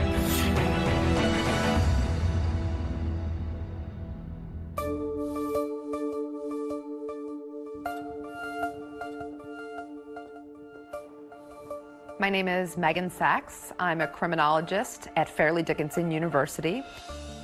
In simplest terms, criminology is the scientific study of what causes crime and how the criminal justice system responds to crime. I've written about 25 true crime books over the years, and I think Melanie Maguire's is perhaps one of the most interesting ones and baffling. This is Melanie Maguire, arrested today minutes after dropping off her children at daycare. Melanie Maguire, a New Jersey nurse, was accused of killing her husband, cutting up his body and throwing it into the Chesapeake Bay. In 2007, what was being called the suitcase murder trial was generating an enormous amount of media attention, not just in New Jersey, but all across the country. 3 bizarre discoveries, 3 separate suitcases, all containing human remains. A woman who was on trial for her very life. She says the real truth behind the crime has never been revealed. With no history of violence and no apparent motive for murder, could she really have done it? She was this beautiful young nurse, and they were this seemingly normal middle-class couple, and the murder happened in such a grisly way. The idea that this beautiful nurse could have actually killed her husband and then cut him up is just incredible. Of course, there were the salacious aspects. Mrs. Maguire is a registered nurse, and prosecutors say she had an affair with a doctor. She didn't fit the profile, I guess, of a murderer. Over the years, students and colleagues of ours have come to me and said, you know, Melanie Maguire proclaims her innocence and would love to tell her story. I started thinking, oh, maybe there is a little more to this case than what you just see on the surface. And then the idea of a podcast came up, and I was all in. On Direct Appeal, we examine the murder conviction of Melanie McGuire following a highly publicized trial. Looking at the evidence that was presented and the evidence that may have seemed insignificant at the time, we form our own conclusion about Melanie's guilt. We here at ABC have our own history with the Melanie McGuire case. Back in 2007, ABC's Cynthia McFadden had the first on-camera interview with the mother of two on trial for murdering her husband. Who is the Melanie McGuire you hope the jury knows? The one who tried to take care of everybody, who didn't make the smartest decisions, but admitted to those mistakes to the people she trusted most, but did not admit what she's accused of. I have been incarcerated for 12 and a half, going on 13 years now. Do you still insist that you're innocent? Absolutely. You're sitting here a wrongfully convicted person. Correct. Absolutely. And what have those years been like? I tell people it's not as bad as you think in some ways, and it's so much worse than I could ever articulate in others. After all these years, I still feel hurt. I still feel bothered. I still feel like, how could somebody think that I did that? This whole saga begins on May 5th, 2004, with an odd discovery in Virginia Beach.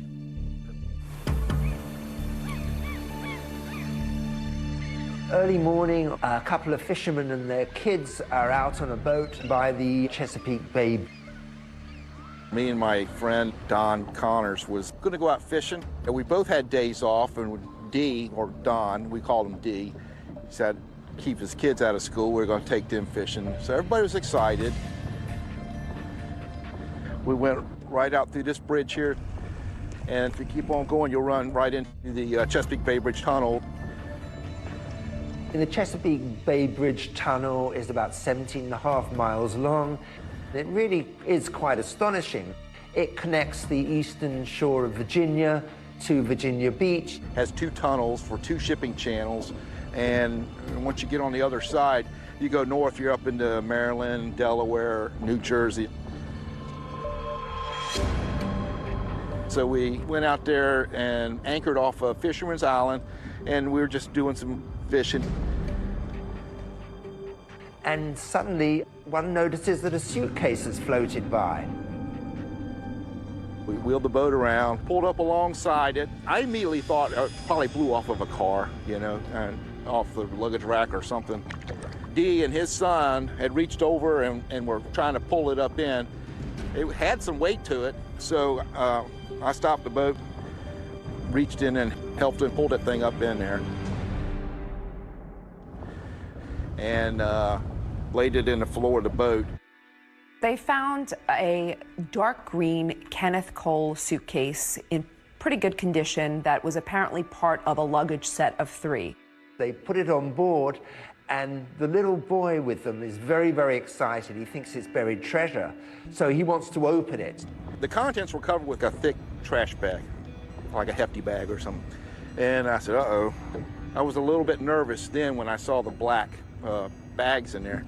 So it's a turn to say something to D, and while I was talking to D, the young boy reached down and ripped open the plastic trash bags. There was no doubt of what it was. It was a set of human legs. There's a pair of male legs from the knee down, look very fresh, and they recoil in horror. I looked down there and said, oh my gracious. So I closed the bag back up, and I dialed 911. I was out on patrol in the Chesapeake Bay when I received a radio call. I made arrangements with him to meet me, and he transferred a suitcase over to my boat. I handed him the luggage, and he seemed surprised. He goes, what do you want me to do with that? And I said, open it up.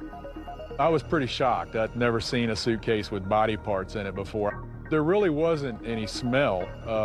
They actually looked kind of fresh. The first suitcase being found was big news. It's not, a common find by any means, especially in this area. This is an alarming story. Everybody wanted to know who the man in the suitcase was.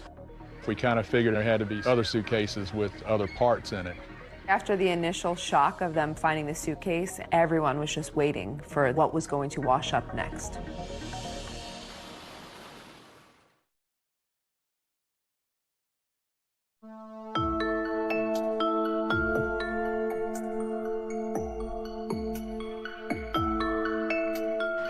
The Chesapeake Bay area, there's a lot of boaters, there are bird watchers, there's Fisherman's Island, a nature sanctuary. This is really kind of a tourist, a fun area. People are going there to relax, they're going with their families. The last thing they would expect is to find a suitcase with a human body in it. It was the start of the summer tourist season, which is huge for Virginia Beach, and getting that kind of negative publicity of bodies washing up in suitcases was something they did not need. 6 days later, the student was on Fisherman's Island in the middle of the Chesapeake Bay, which is a nature preserve. And she saw a dark green Kenneth Cole suitcase. She was curious what could be contained inside, and she actually pulled a little bit of the black trash bag out of the suitcase. There was such a strong odor of decomposition that she immediately stopped and notified the refuge workers. The police, they'd been expecting this because after the first Kenneth Cole bag with the legs, they suspected there was going to be more. It was transported to the medical examiner's office in Norfolk, and that's where we actually viewed what the contents inside. Inside this suitcase would be the torso and the head of a male. The torso is still attached with the arms and the head. The head was wrapped in what looked like a medical blanket. The face was somewhat identifiable, but it had been submerged for a while, so extremely bloated.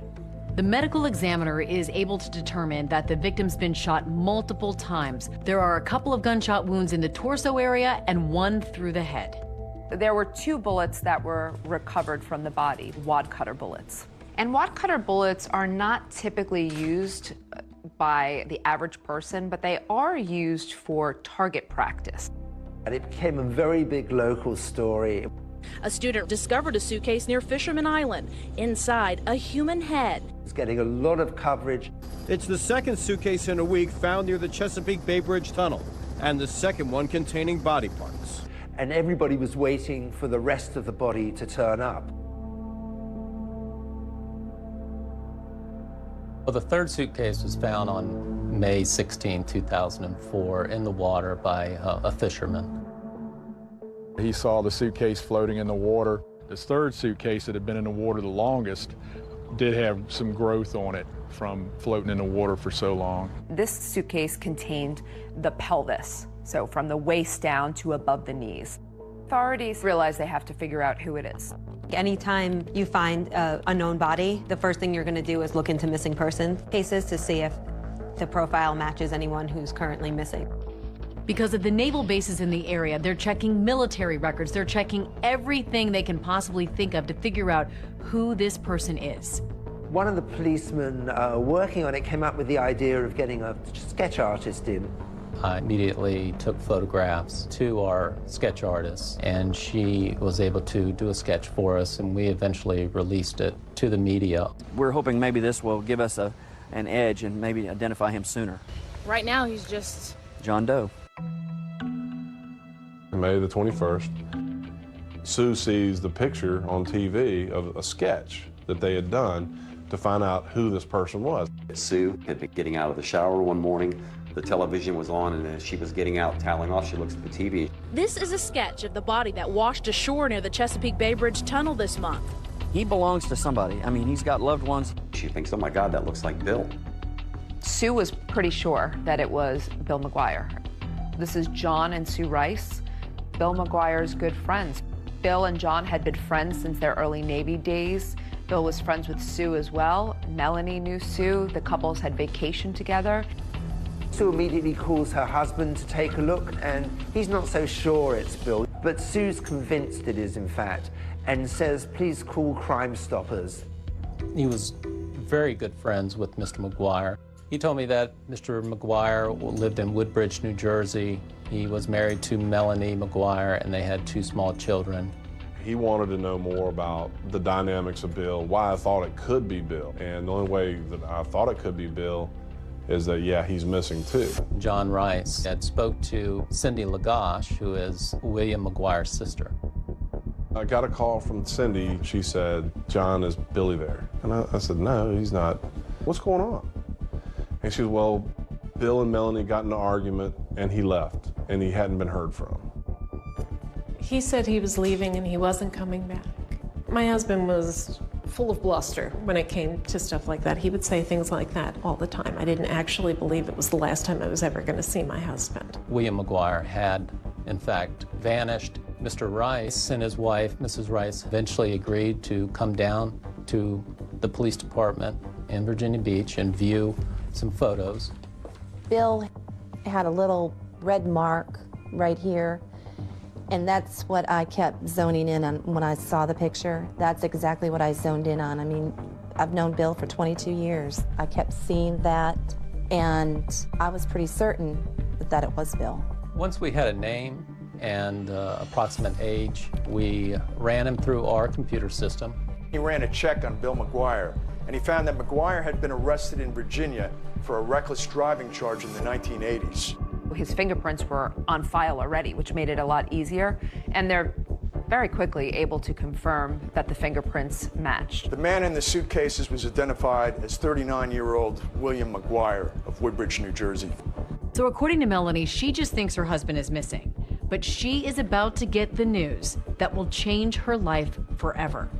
And I said, I'm sorry to tell you, ma'am, that William is deceased.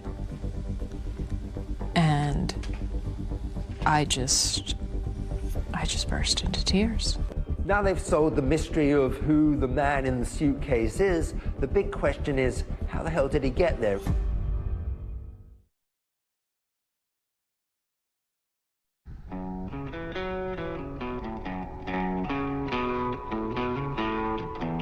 The Melanie McGuire story is centered around New Jersey. They lived in the working class part of New Jersey where The Sopranos took place, which was perhaps the hottest show at the time.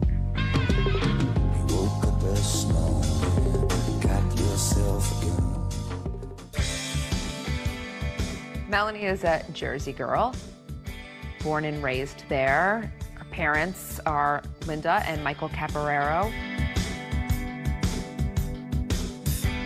She's a great, great daughter, mother, friend, full of life, fun-loving, a good girl, never in trouble, never in trouble. Always trying to help people. She's working in the restaurants in Jersey. She's a waitress, and she met Bill McGuire. He was also a server.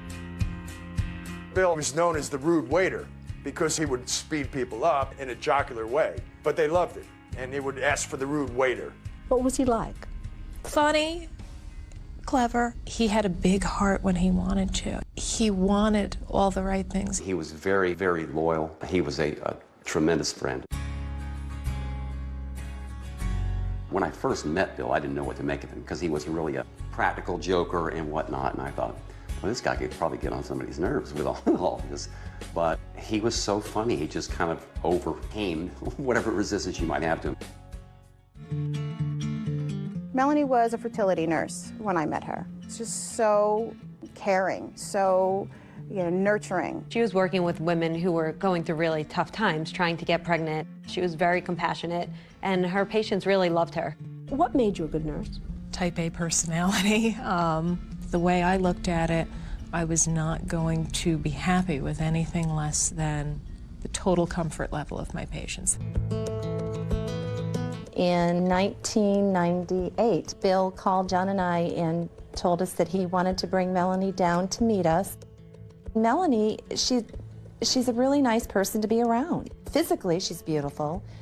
She's very smart. She had a lot of the same sense of humor that Bill had. When Bill was making jokes, Melanie would be right in there. He liked to razz people. She would razz him right back. He really was crazy about her.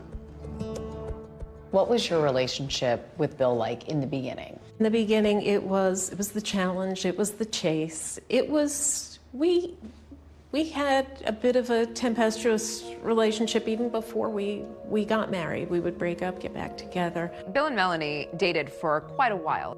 They were crazy in love at first, but it quickly became tumultuous. There were infidelities, they'd go back and forth, they'd fight. I think they liked the drama of it. I think she thought she could make a difference in his life. I think she thought that she could maybe change him, make him happy. She truly did love him. You guys want some more champagne? Yeah. All right, let me go get a bottle. Because there's nothing in there, is there?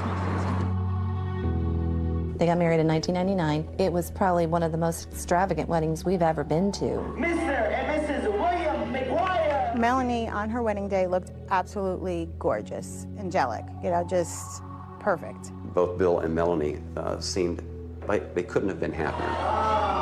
She was a little naughty. He was marrying a girl that he absolutely loved in a way that maybe he hadn't loved anybody before.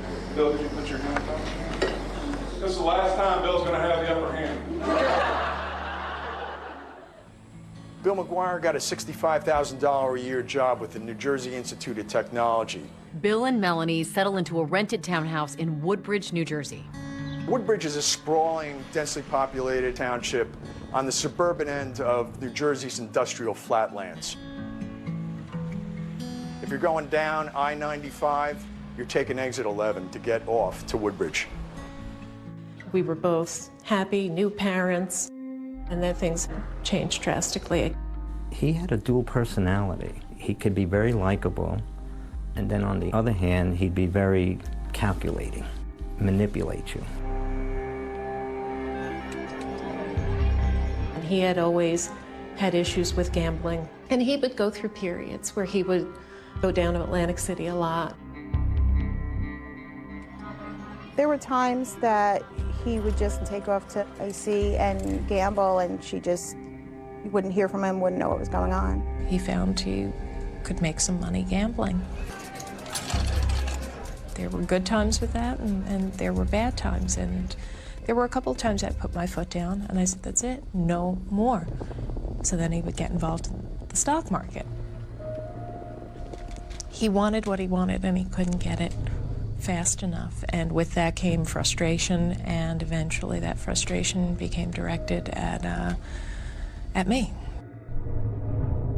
There was one particular argument over the phone where he had gotten stopped for a traffic ticket.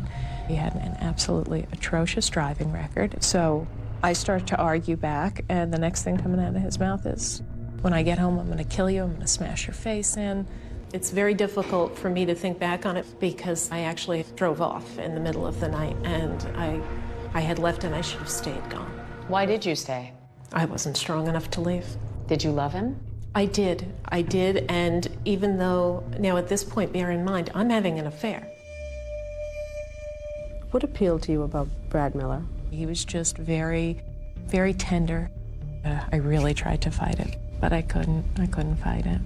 Life for the McGuires is getting a little more complicated, and then one night, it all erupts.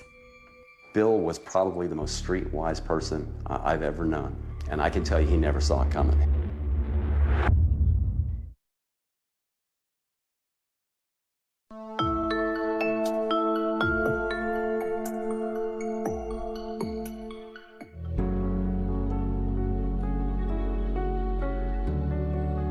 Melanie is loving, caring, funny, considerate. We just clicked right away, to the point that I asked her to be in my wedding when I got married. Love is always patient and kind. It is never jealous. Love is never boastful or conceited, and is not resentful. Love takes no pleasure in other people's sins, but delights in the truth. In June 2001, the McGuires were already married for a few years. And even though there was some friction in the marriage, Melanie McGuire decided to have another child. Little does her husband know just how ill-timed this pregnancy is. Not only is Melanie about to have their second child, she's also having an affair.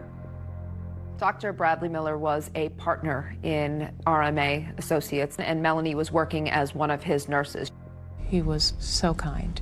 I'd come back to my desk after a long meeting with a patient, and there'd be lunch sitting on my desk waiting for me. You know, there was always a little bit of flirtation, banter back and forth. Melanie was about 38 weeks pregnant, and things changed between her and Dr. Miller. I was about to go out on maternity leave, and I was sitting actually in his office at his desk. I just mentioned that I have a pinched nerve in my neck, and he put his hands on my shoulders and started to rub my back.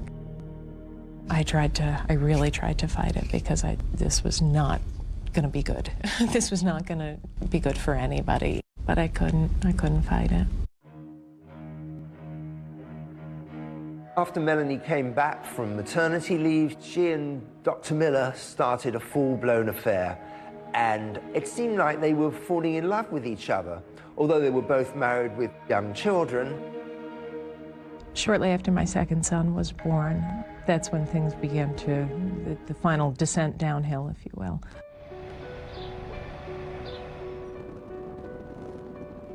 Melanie and Bill moved to the Woodbridge apartment. This is a townhome. They don't own it, they're renting it. He was constantly looking at homes. He wanted to end up buying a house before he turned 40. He did want to move down here to Virginia Beach. We took pictures of houses in our neighborhood, but Melanie just would not hear of it.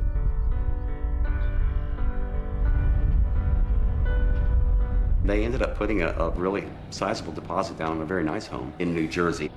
It was a very nice house. It had quite a bit of land. It was a $500,000 home. It was very contradictory as she's becoming closer to Dr. Miller, but she's going along with Bill's idea of buying a house. The marriage wasn't going well at all. So why were you buying this $500,000 house together then? The idea for me was we had a chunk of money, cash, that we were putting down on this house. In the past, we'd come to points where we had been in similar situations, and ultimately something would happen and he would go and gamble the money away. I figured this at least was an investment. On April 28th, they're due to close on the house at 2 o'clock in the afternoon, and she's in constant touch with Dr. Miller, who's pleading with her not to buy the house. He wants to be with Melanie, and he sees a future life with her. And Melanie told him that, not to worry about it, it's gonna be okay, I'll take care of it. After they close on the house, they go back to their rented townhouse. Bill is so excited. He calls John Rice. John said that Bill had never been happier. The last person Melanie speaks to that night is Dr. Miller. She tells him, look, we've closed on the house. Bill's had some red wine. He's asleep on the couch, but when he wakes up, we're going to sort this out, and I'm going to tell him I want a divorce.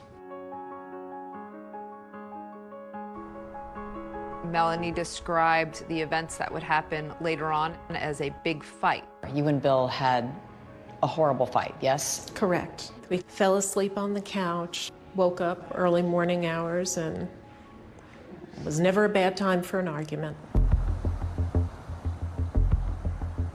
We're talking probably 3, 4 o'clock in the morning. And it starts on the house. I settled for that house.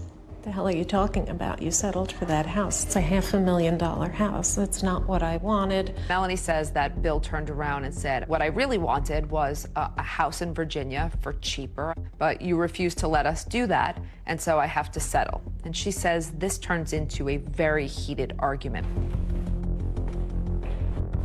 From there, things became more physical. How physical? In what way? He shoved a dryer sheet in my mouth. He had a thing about dryer sheets. The story that Melanie tells about a fight that seems to escalate over a dryer sheet is the same story she told us back when we first spoke with her. We're still arguing, and there's the laundry basket, and there's a dryer sheet just hanging out of one of the baby's sleeves.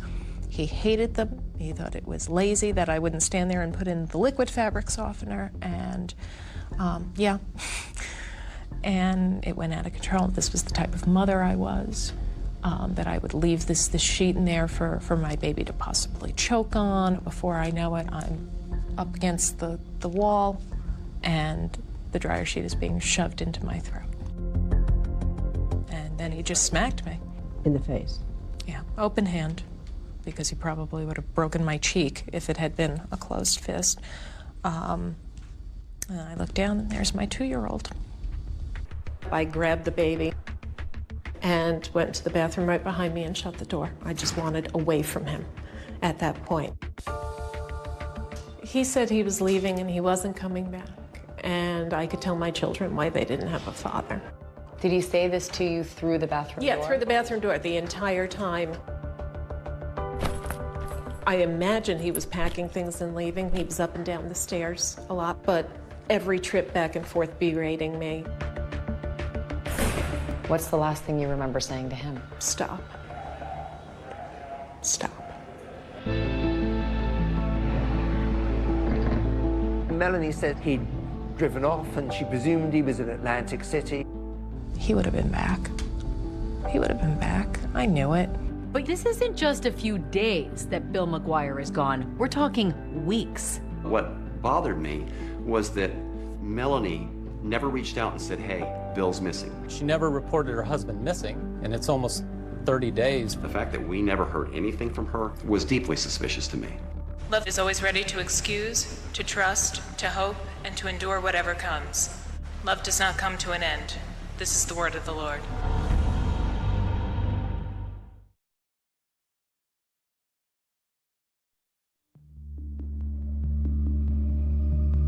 In the early morning hours of April 29th, 2004, Melanie McGuire said that she and her husband Bill had a violent fight and that he left and she never saw him again. Melanie says the next day she got her kids up, she took them to daycare, and she started trying to figure out how she was going to move on with her life without Bill. And during this, the next day, the day after that, the day after that, you didn't hear anything from him? No. Did you try calling him directly? No, because this is what used to happen when we fought. You know, I'd call, whether it was to tell him off or to try to apologize or what. We just end up getting back into it again. I'm done now. I'm done. She retains a divorce attorney, and at this point, she does tell the divorce attorney that she has not seen her husband in a few days. And according to Melanie, the attorney advised her not to file a missing persons report. My heart broke for her. She didn't deserve, nobody deserved that. But I told her that, you know, she needed to think about herself right now. She needs to protect herself. I called a business associate of mine who was an attorney. She said, you need to get a restraining order. State your full name. Melanie Lynn McGuire. She had to go in front of a judge and give sworn statement about the incident that happened. Tell me what happened that brought you to court today for a temporary restraining order. My husband and I closed on our first house on Wednesday. That should be a positive thing, shouldn't it? Yeah, it should. He's been behaving really erratically. Ms. McGuire, you're safe here. Don't worry. Melanie explained to the judge how Bill had been violent with her. Did he hit you, ma'am? No, not until, well, I don't mean to sound like I had absolutely no part in this. I said some not nice things and slapped me. As part of the questions, Melanie was asked by the judge if she owned any firearms. Do you know if there's any weapons? Not to my knowledge.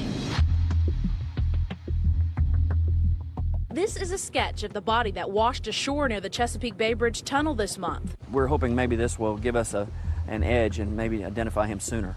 About a month goes by between the time that Bill disappears and when Sue Rice identifies Bill McGuire after seeing the sketch on local TV. The next thing police have to do is notify Melanie McGuire of the death of her husband. Melanie was asked to come down to the police station. The officer came out and he says, "Is your husband William McGuire?" And I said, "Yes." And he said, "I'm sorry to tell you, ma'am, that William is deceased." And I just burst into tears. But there's one thing she never asked. How was Bill McGuire murdered? They did not tell her how and the condition in which he was found. That would be one of the first questions that I would ask. The next step was that the Virginia police wanted to speak with Melanie. Melanie agrees, but she brings her divorce attorney with her and another criminal attorney in that practice.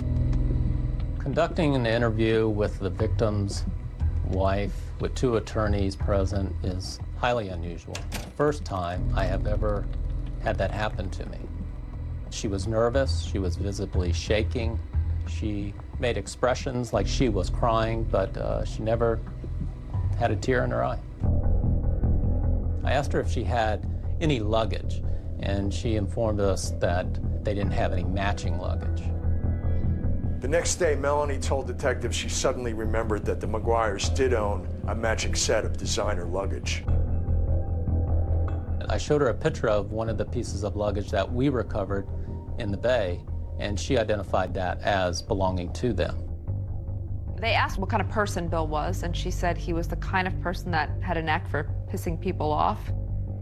She asked us, where did we find her husband's vehicle at? I told her at that point, we hadn't found her husband's vehicle. And she said that probably a good place to look would be Atlantic City, New Jersey. She also informed us that her husband had a gambling problem. Did he get involved with the wrong people? That's what I would have to believe, that he had gotten himself into something, and Bill always thought he could handle everything. He was always into some kind of a deal, so I think maybe this deal was his last deal. After the interview was done that evening, we also conducted a search at their old apartment building. The apartment was empty. She had already moved out. They asked him about Bill's possessions and his clothes. We discovered that Miss McGuire had already given all of her husband's belongings away. Virginia Beach detectives find out that Melanie McGuire had given most of Bill's belongings away to a friend's cousin, and they wanted to track that man down. Eventually they did and found out that most of Bill's clothing was still in black trash bags, much like the bags that contained Bill McGuire's body parts.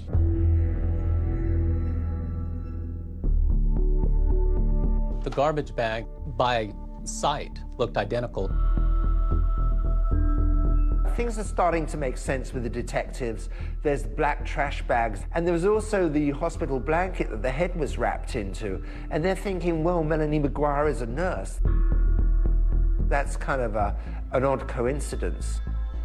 At Melanie's suggestion, detectives start to search Atlantic City for Bill's car. And lo and behold, that's exactly where they find it.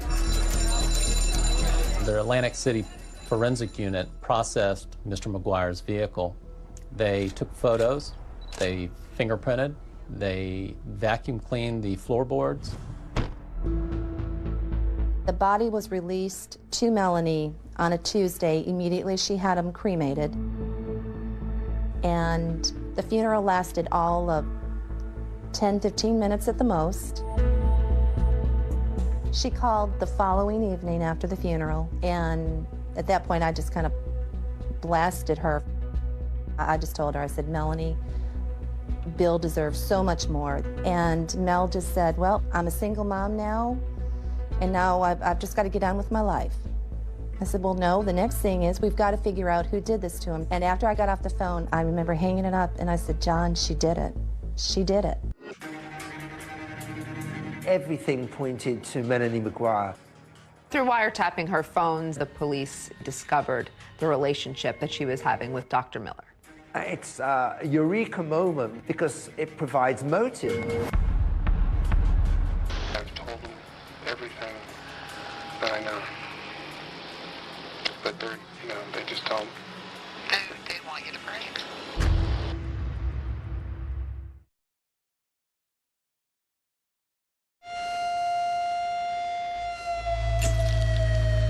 What's the last thing you remember saying to him? Stop. Stop. People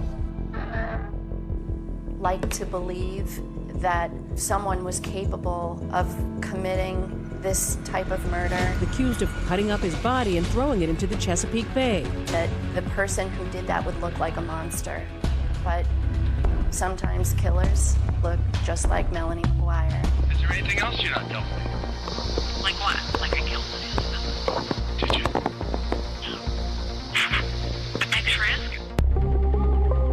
scorched earth investigation was conducted, and the lack of evidence is resounding. The evidence in this case points to a well-organized, meticulously planned execution of a murder.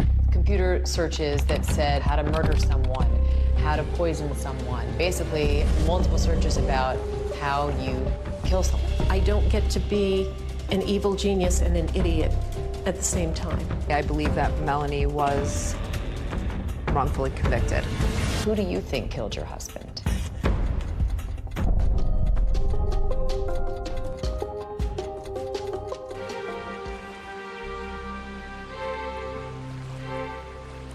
Melanie McGuire, once a married mother to 2 little boys and a fertility nurse, is today a 47-year-old inmate at the Edna Mann Correctional Facility in Clinton, New Jersey.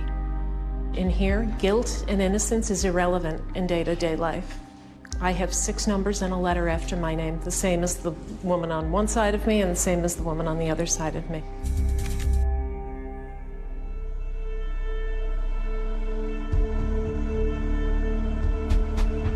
After Virginia Beach exhausted their investigation, they realized all signs pointed north to New Jersey. My name is Patty Prezioso. I was the lead investigator in the Melanie McGuire investigation and prosecution. Patty Prezioso was a very driven and highly successful Assistant Attorney General in New Jersey. You let the evidence guide you and you follow it until it's clear what happened. She was extremely competent, and it was obvious. The task force had local police, state police, the Attorney General's office. They decided to treat this case with top priority. It was clear that he had been shot, and trying to find out if any of the people close to Bill owned a gun was a top priority. The detectives don't find any record of Melanie buying a gun in New Jersey, so they decide to check Pennsylvania.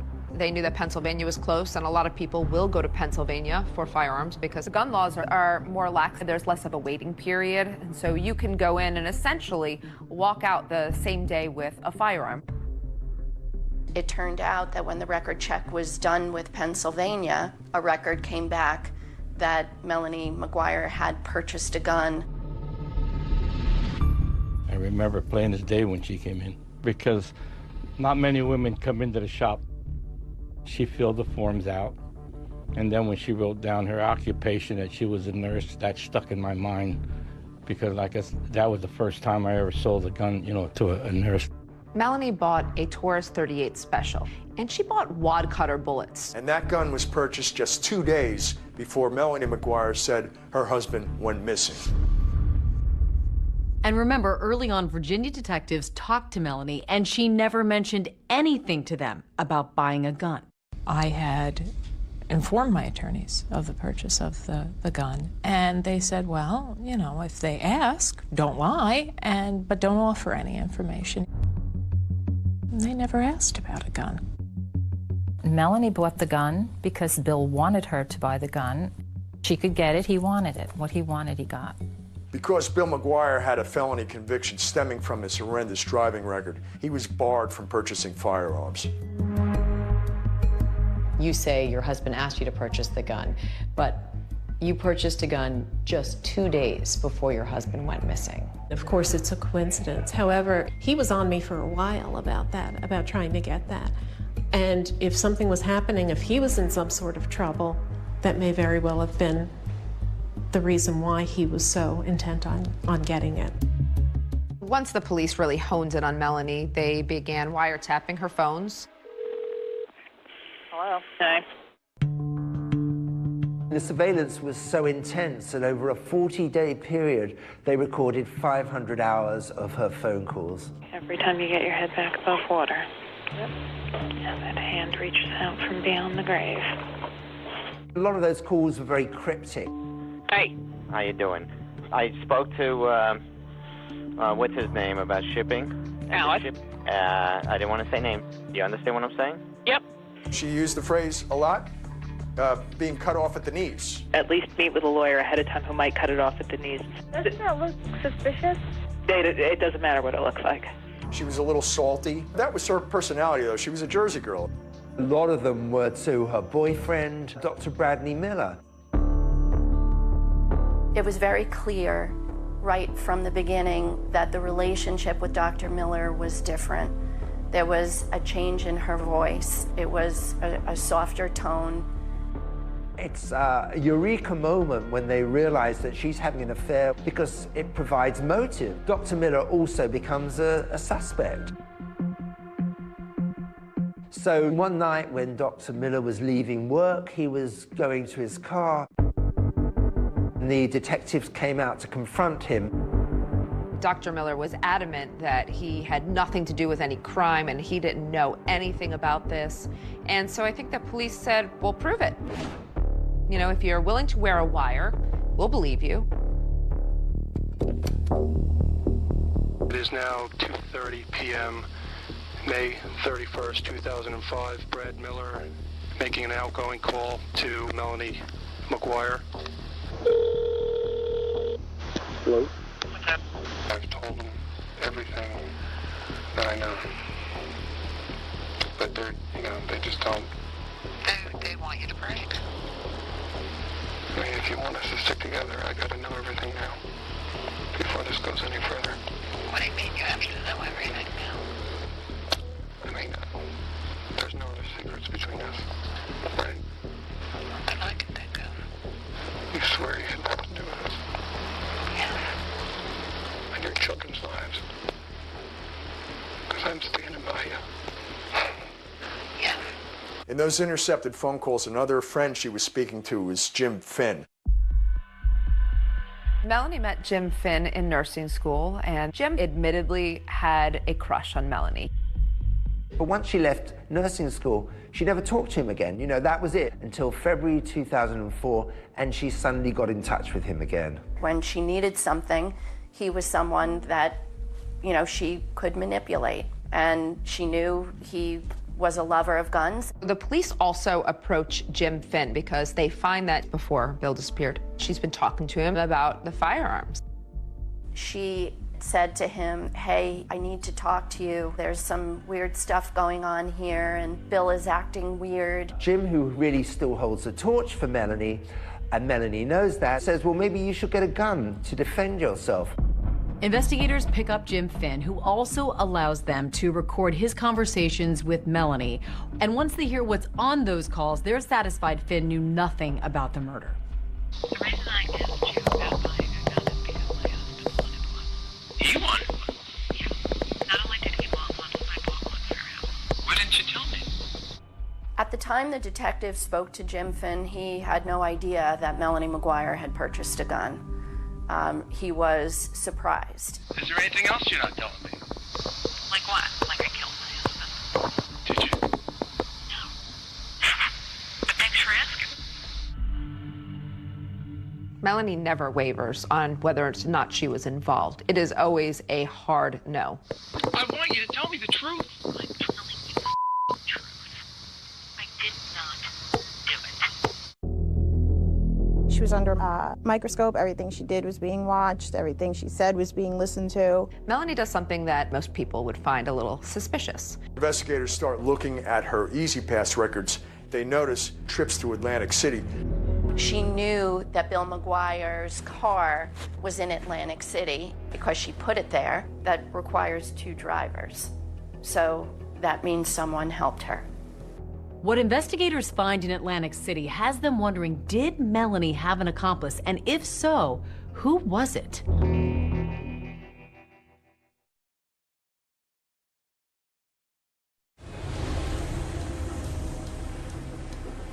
The next set of clues in the mystery of who killed Bill McGuire leads investigators to a 170-mile stretch of toll road, the Garden State Parkway.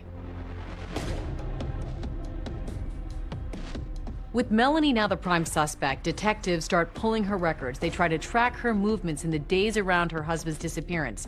And one of those is her E-ZPass statement. So when investigators start looking at her E-ZPass records, they notice that there were charges for 2 trips to Atlantic City.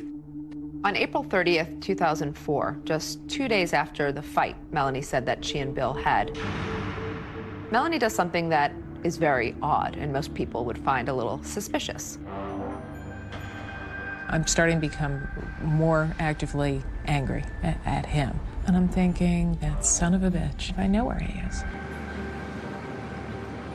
According to Melanie, she decides that he's probably in Atlantic City gambling, so she's going to drive down there and she's going to look for his car. Absolutely not rational, but get in the car and go down there. And I'm driving down, and I take the first pass on this highway, and I see a dark sedan. There's no way. There's no way. And lo and behold, there it is. Once Melanie spots Bill's car from the highway, she decides she's going to move his car.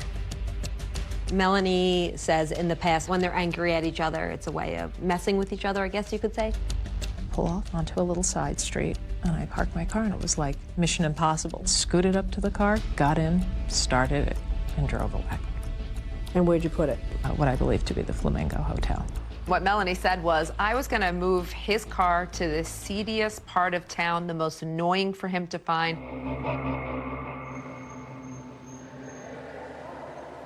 That just didn't make any sense. That he was physically abusive to her, but then she goes to mess with a car with a guy that she claims she doesn't want to be around. It sounds beyond ridiculous sitting here saying it, and I acknowledge that, and I can't, you know, it's the truth. It's an incredible story, meaning it's just not credible.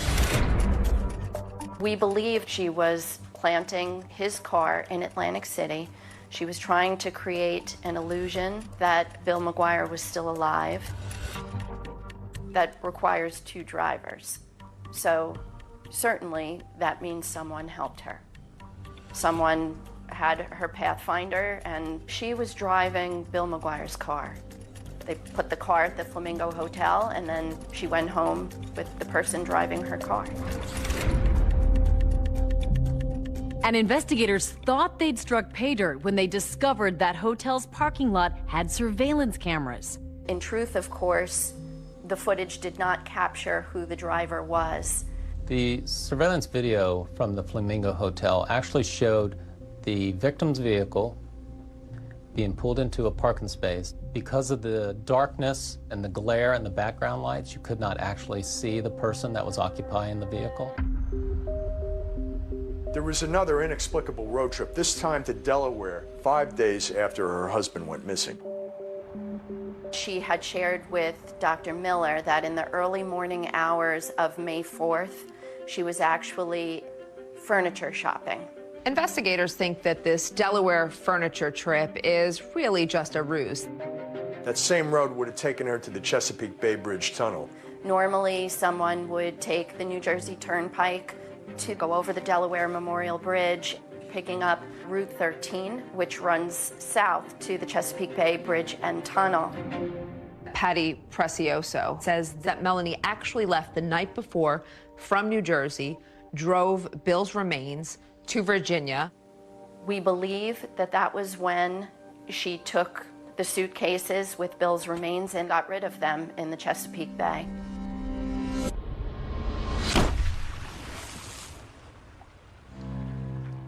And the first suitcase turned up the very next day. But of course, Melanie thinks this theory is preposterous. Virginia Beach is another 450 miles from Delaware. So, I mean, you're talking about hours, and there just isn't enough time. And why was she driving all the way down to Chesapeake with the body parts in the car, thinking, I'm not going to get stopped, I'm not going to break down? What a chance that is. You know, I mean, you can't stop on a bridge and open a window and throw 3 suitcases out. Maybe if it was one of these pieces of circumstantial evidence for which you might have a reasonable explanation for 1 or 2, but we're talking a large amount. You can't have reasonable explanations for all of them. It's a mountain, and it's a lot of coincidences, and that's absolutely. But coincidences don't always make for the best evidence. And detectives were still searching for any physical evidence that would link Melanie McGuire to her husband Bill's murder. Where is the proof? Where is the forensic evidence? The task force is convinced that Bill was murdered and dismembered at their townhouse in Woodbridge. So they concentrate on that. They went back 4 to 5 times to search for any evidence. They did everything that you would typically think of, right? They brought in the luminol, pulled down parts of the walls, they pulled out the piping, pulling floorboards up. They really turned this place upside down a number of times. They were trying to find bullets, traces of blood, and nothing ever came up. Couldn't find any forensic evidence whatsoever to establish that this was a crime scene. I don't know how you would dismember a body and effectively clean that up. Despite that glaring lack of physical evidence, investigators still believe the circumstantial evidence is enough, and they arrest Melanie McGuire. So surreal. Day like any other, getting the kids off to daycare. We surveilled her to the school, waited for her to drop her children off. Walking out of the building, I'm not even off the curb. Melanie McGuire, can you come with us, please? I knew.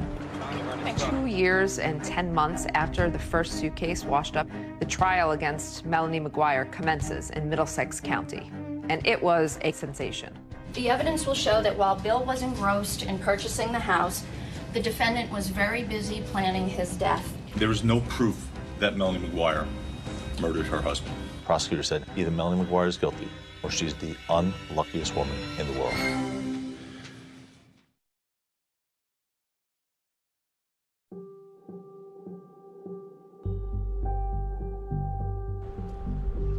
On Monday, March 5th, 2007, 2 years and 10 months after the first suitcase had washed up in the Chesapeake Bay, Melanie McGuire went on trial for her husband's first-degree murder. This was a case that had garnered a lot of media attention in New Jersey.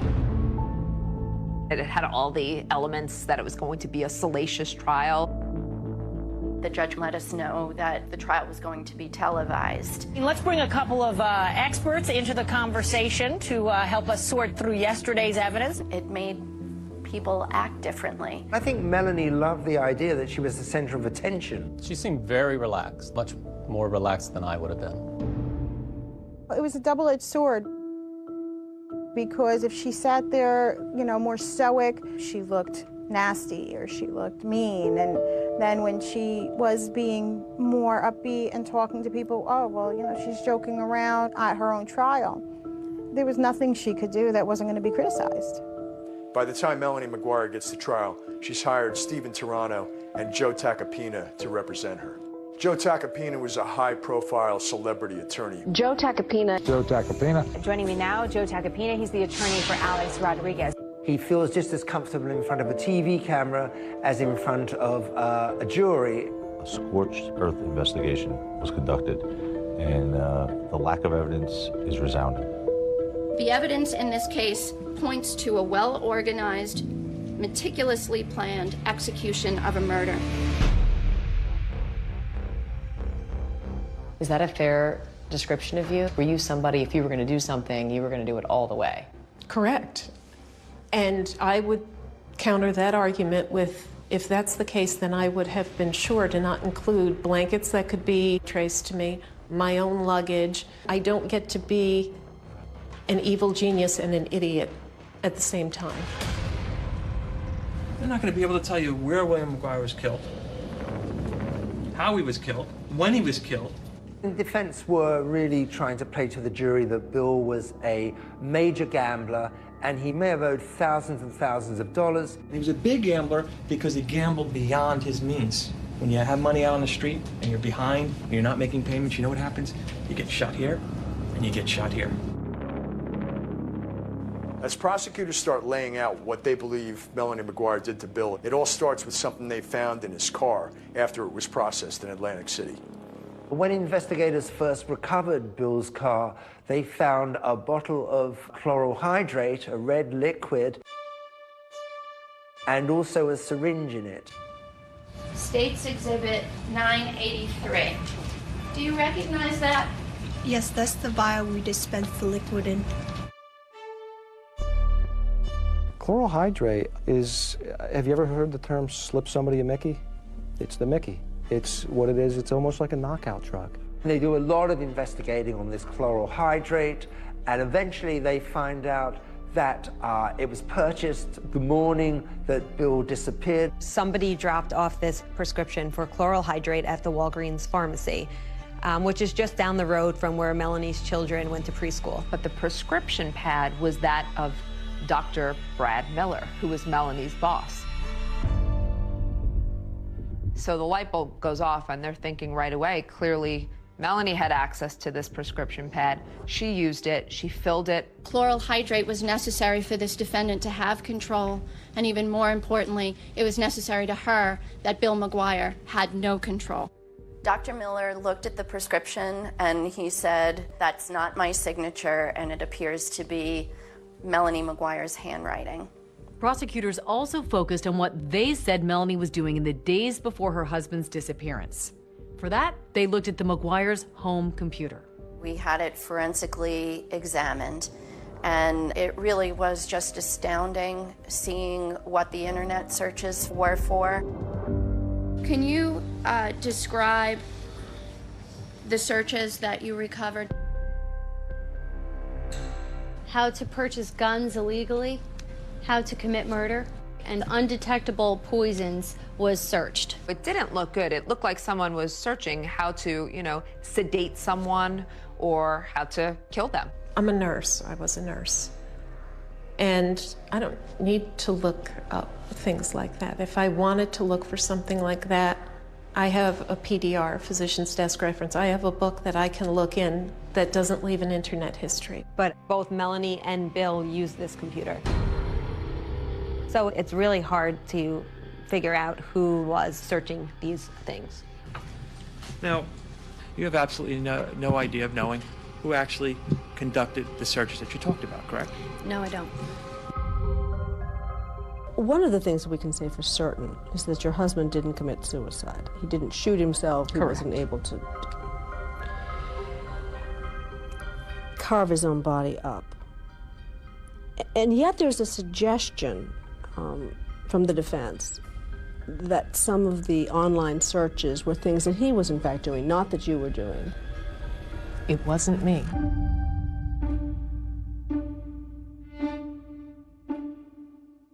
Although investigators found no physical evidence in the McGuire's home, they did find something significant in Bill McGuire's car.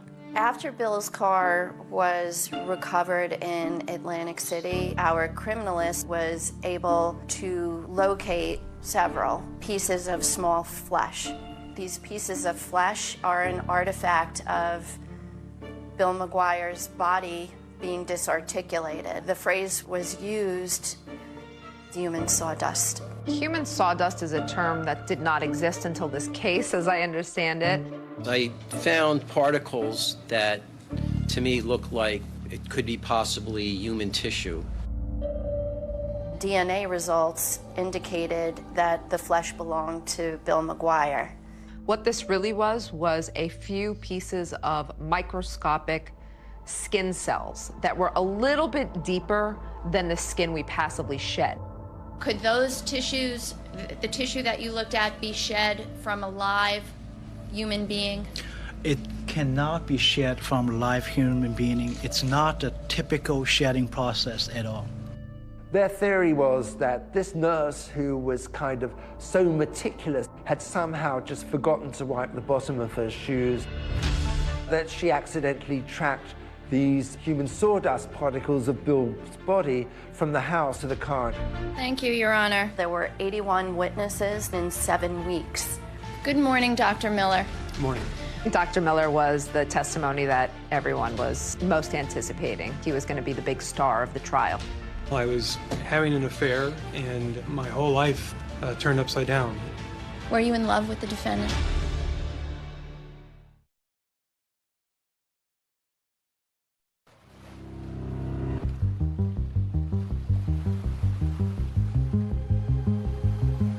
Do you want to call your next witness, please? Yes, Your Honor. The state calls Dr. Bradley Miller. The most anticipated day of this trial is when the man who Melanie McGuire had a 3-year affair with, Dr. Bradley Miller, took the stand. Everybody knew that that was the prosecution's star witness, and the court was filled. And when you saw him, what was your feeling? How could you? How could you? Dr. Miller was in a very difficult spot. He and his family had gone through a very difficult time, and it was just made clear to him, just take a deep breath and make sure you tell the absolute truth. Can you describe to the jury what was your relationship with her? We worked together. She was an excellent nurse. She took very good care of the patients. They all loved her. Sir, did there come a time when your relationship with Miss McGuire got more intimate? Yes, it did. It was towards the end of her second pregnancy. She was about 38 weeks pregnant. And before she went on maternity leave, we had oral sex in the office. So not proud of that. It has to be pretty hard to hear it come out in court. Hard for me to hear it, hard for me to think, oh my God, my parents are hearing this, my 84-year-old grandmother is hearing this. Were you in love with the defendant? Yes, I was. Had the two of you discussed future plans together? Yes, we were hoping to be together in the future. If we do make it through this, I'll just have to take whatever money I can get and get away. With Dr. Miller on the stand, prosecutors were able to score some points because there were certain things that Melanie never told Dr. Miller. Did the defendant ever tell you that she purchased a gun? No, ma'am. I had no knowledge of her purchasing a gun, no. Did the defendant ever tell you that she went to Atlantic City and parked her husband Bill's car at the Flamingo Hotel? No, she did not. Did there come a time when the defendant shared with you that she had done that? Yes, and I asked her, well, why didn't you tell me this sooner? And she told me that she didn't want me to be upset, that she was going back to find Bill, to bring him back, and rekindle the relationship. We looked very closely at Dr. Miller. There was no evidence connecting him with this crime.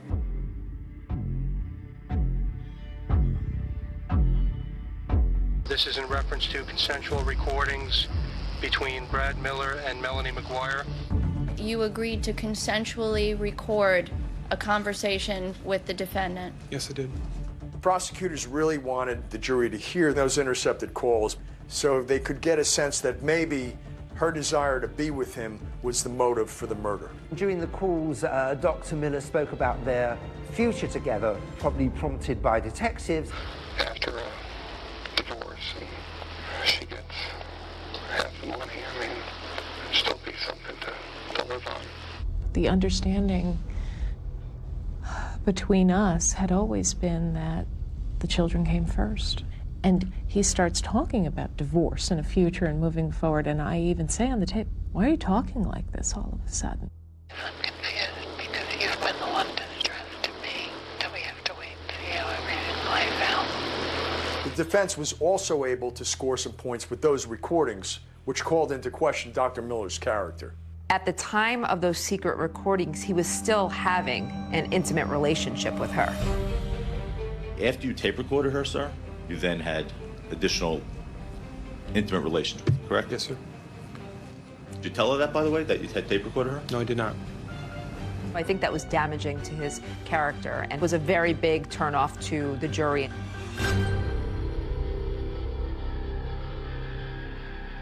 Have you ever had contact again with Dr. Brad Miller? No. No. After the day he testified, I haven't laid eyes on him since. You have no desire? It's tough. That was a tough betrayal to swallow. What matters is whether the state, and the burden is on me and I welcome it, whether the state has proved each and every element beyond a reasonable doubt. When you combine the computer searches, the prescription for chloral hydrate on prescription pads that the defendant used, and then you have the victim found inside their matching luggage, the bullets consistent with the gun that she purchased. It was a mountain of evidence. There's no question in my mind that she did it. I also don't believe that she acted alone. Now, who helped her? Patty Precioso told the jury that there was a very, very good chance that Melanie had an accomplice. Although he was never charged, investigators took a hard look at Melanie's stepfather, Michael Caporero. The prosecutor needed somebody, so they focused in on me. Anything they wanted, we gave them. We gave them DNA, we gave them hair samples. I had nothing to do with anything involving that crime. You don't need the precise when. You don't need the precise where. You don't have to find that she pulled the trigger. You don't have to find that she had hands-on physically in regards to his death. Well, boy, that leaves a lot of speculation out there for the jury. You can't guess someone into prison for the rest of their life.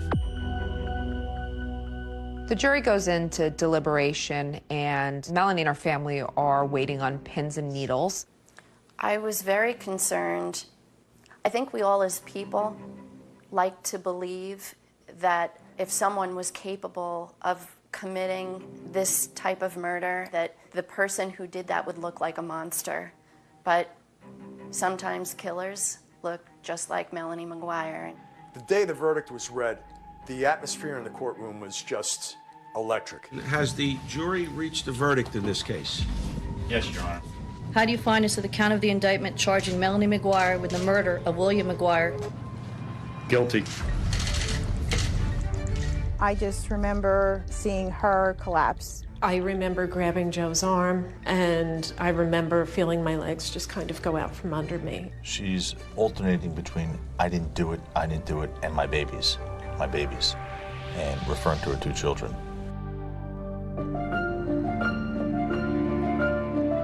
The court finds that the maximum sentence should be imposed. Melanie is sentenced to life in prison plus 5 years. We're going to fight on. This is a definite setback. This is round one. This is not the end of the story. This is episode 14, Direct Appeal. I see a mountain of reasonable doubt. And thanks to these two professors turned podcasters, it turns out it isn't the end of this story. How could anyone be convicted with that amount of reasonable doubt? It's stunning.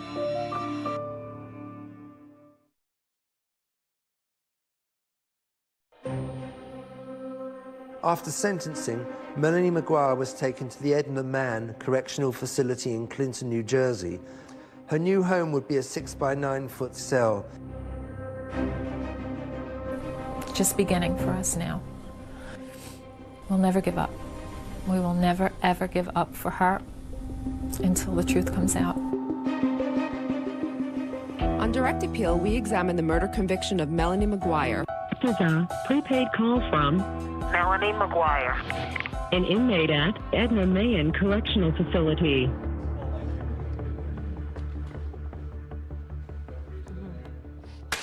All right. Obviously, Melanie's been convicted. She's exhausted all of her appeals at this point. So how did the idea for this podcast come about? Melanie McGuire was looking to speak with someone about her story because she had done really poorly in the court system, and I think she was frustrated. And after visiting with her the first time, I was like, this is a story. This is important. I expected the worst, and what I got was just one step shy. They give the verdict, parole eligible at the tender age of 101. It was very difficult. It was reliving it. This was the first time somebody was basically saying, we hear you. What'd you say? Let's get to the juicy part. I want to know, do you think she is innocent or guilty? In the end, I believe that Melanie McGuire was wrongfully convicted. So you believe an innocent woman is behind bars right now? Absolutely. I believe this is a case of a wrongful conviction. So let's talk about some of the questions you raise in your podcast, and let's begin with the gun. The gun to this day has never been recovered. One of the key witnesses for the prosecution was the forensic ballistic expert. So these are two discharge bullets. They're referred to as a .38 caliber lead wad cutter bullet. Is it possible that the gun Melanie bought is not actually the murder weapon? I think it's probable. No one plugged the serial number of my gun into a website to find out what the specifications were. Apparently each gun makes something called lands and grooves. Lands and grooves are rifling characteristics that are machine pressed into the barrel of a gun. And when the bullet passes through the barrel, the same number of lands and grooves are going to be imprinted essentially onto that bullet. There were 5 lands and grooves that my weapon was said to have made based on the company's website. The bullets that came out of my husband had 6 lands and grooves. It was a mistake on a gun manufacturer's website. We were not gathering evidence from a gun manufacturer's website. The evidence that was at trial was from ballistic experts. But the website was updated. It was. After this trial to incorporate the possibility Of that 5 it or could 6 have 5 or 6. I thought that was questionable. I think it's very questionable that for years historically it says one thing and then it's updated right after.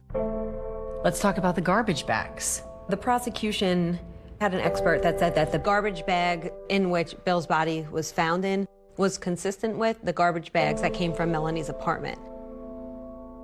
You can see these lines here. There's a straight line here, this sort of smooth line. There's also 2 other lines close together in basically the exact same position. This indicates that these 2 bags were made at the same facility on the same line within a very close proximity of time. He ran tests, but he didn't do all the tests that you actually need to definitively say whether these bags matched. Even his own data shows that they probably weren't the same bags. Well, there are always other tests that can be done in any analysis. Based on the testing we had conducted and the results that I observed, I felt competent at that time to conclude that the bags were produced during the same run. They put on a really good show. And I think when you have props, 2 garbage bags, oh wow, those do look alike. And so what the jurors are listening to sounds like fact, when in reality, it's just someone's expert opinion. There is something else that's significant that you think the jury should have heard more about that was found inside those suitcases. If you look through the lab reports, page upon page upon page, white hair, brown hair, black hair, animal hair. I think that's indicative that there was animal hair where the dismemberment took place of Bill's body. You mentioned that you found some animal hairs. Did you find anything that you considered of evidential value? No. And they looked high and low to connect Melanie to some pet. And once they found that there was no way to connect Melanie to these pet hairs, it became not of evidentiary value. Why is that? Simply because they don't match your suspects? Those hairs should have been tested because that's a huge question mark. Melanie did not incapacitate, shoot, use a saw to dismember her husband. You know how hard it is to cut through bone? It is physically exhausting. And also, if the crime scene didn't happen there and she's home with her children all night, where is this happening? There are just too many holes in this story. In this case, with the mountain of evidence against her and a very complex plan, I submit to you it's amazing we know as much as we do. This was a murder trial. It wasn't a contest to see who could outsmart the investigators, and if someone is smart enough to successfully hide a crime scene, that they win. Did you find any evidence that exonerates Melanie, that proves her innocence? I wish we did. I had hoped we would. I still think that we might get a tip in that direction. What do you say to the people at home who watch this and say, how dare she talk from prison and bring this all back up again? Enough pain has already befallen her husband's family, her own sons. There's a murderer walking around. Even if we discount what's happened to me, the killer is out there. And it's not me. She had about as good a counsel as money could buy. She certainly had a fair and impartial jury. The fact of the matter is sometimes the evidence is such that your attorneys, no matter what you can pay them, they simply cannot overcome what you've done. So she can say whatever she wants. She's a liar and she's a killer. Today your boys are young men? They are. Is there anything you'd want to say to them?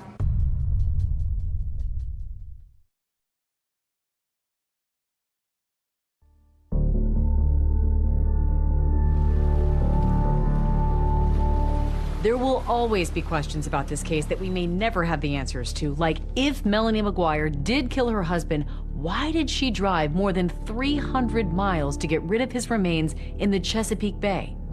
His friend John Rice has a theory. Bill did want to move down here onto Virginia Beach. After a time, he gave up on that idea. So it almost seemed like a vindictive thing on her part to drive him down. Oh, you want to go to Virginia Beach? Here you go. Why was it important for you to tell this story on your podcast? A lot of people who are convicted, they'll go through the appeals process, but they won't prevail. If we can investigate this, provide any type of assistance, we're possibly remedying some of the harshest parts of our system. There are times when podcasts and media can shine a light where what the government did was not right. This is not one of those cases. A 39-year-old man lost his life before he got to see his children grow up. You have 2 little kids. Yep. That's the hardest part. Knowing that when I see my children, when I hug them goodbye, it could be the last time. Ultimately, the courts would award custody to Bill's sister, Cindy Lagoche. Melanie has had no contact with them. Today, your boys are young men. They are. Is there anything you'd want to say to them? Make up your own mind. Don't accept what you're just being told on the surface. Dig. What is your level of hope that one day you might walk out of here? I'm terrified to hope, because to have it thwarted in here, it's absolutely soul-crushing. Bill McGuire was the father of 2 small children. He was a brother, he was a friend, and his life got cut short. I think Bill deserves to be remembered as a fantastic friend, a dad who loved his boys. He didn't deserve this. Nobody deserves that. No one.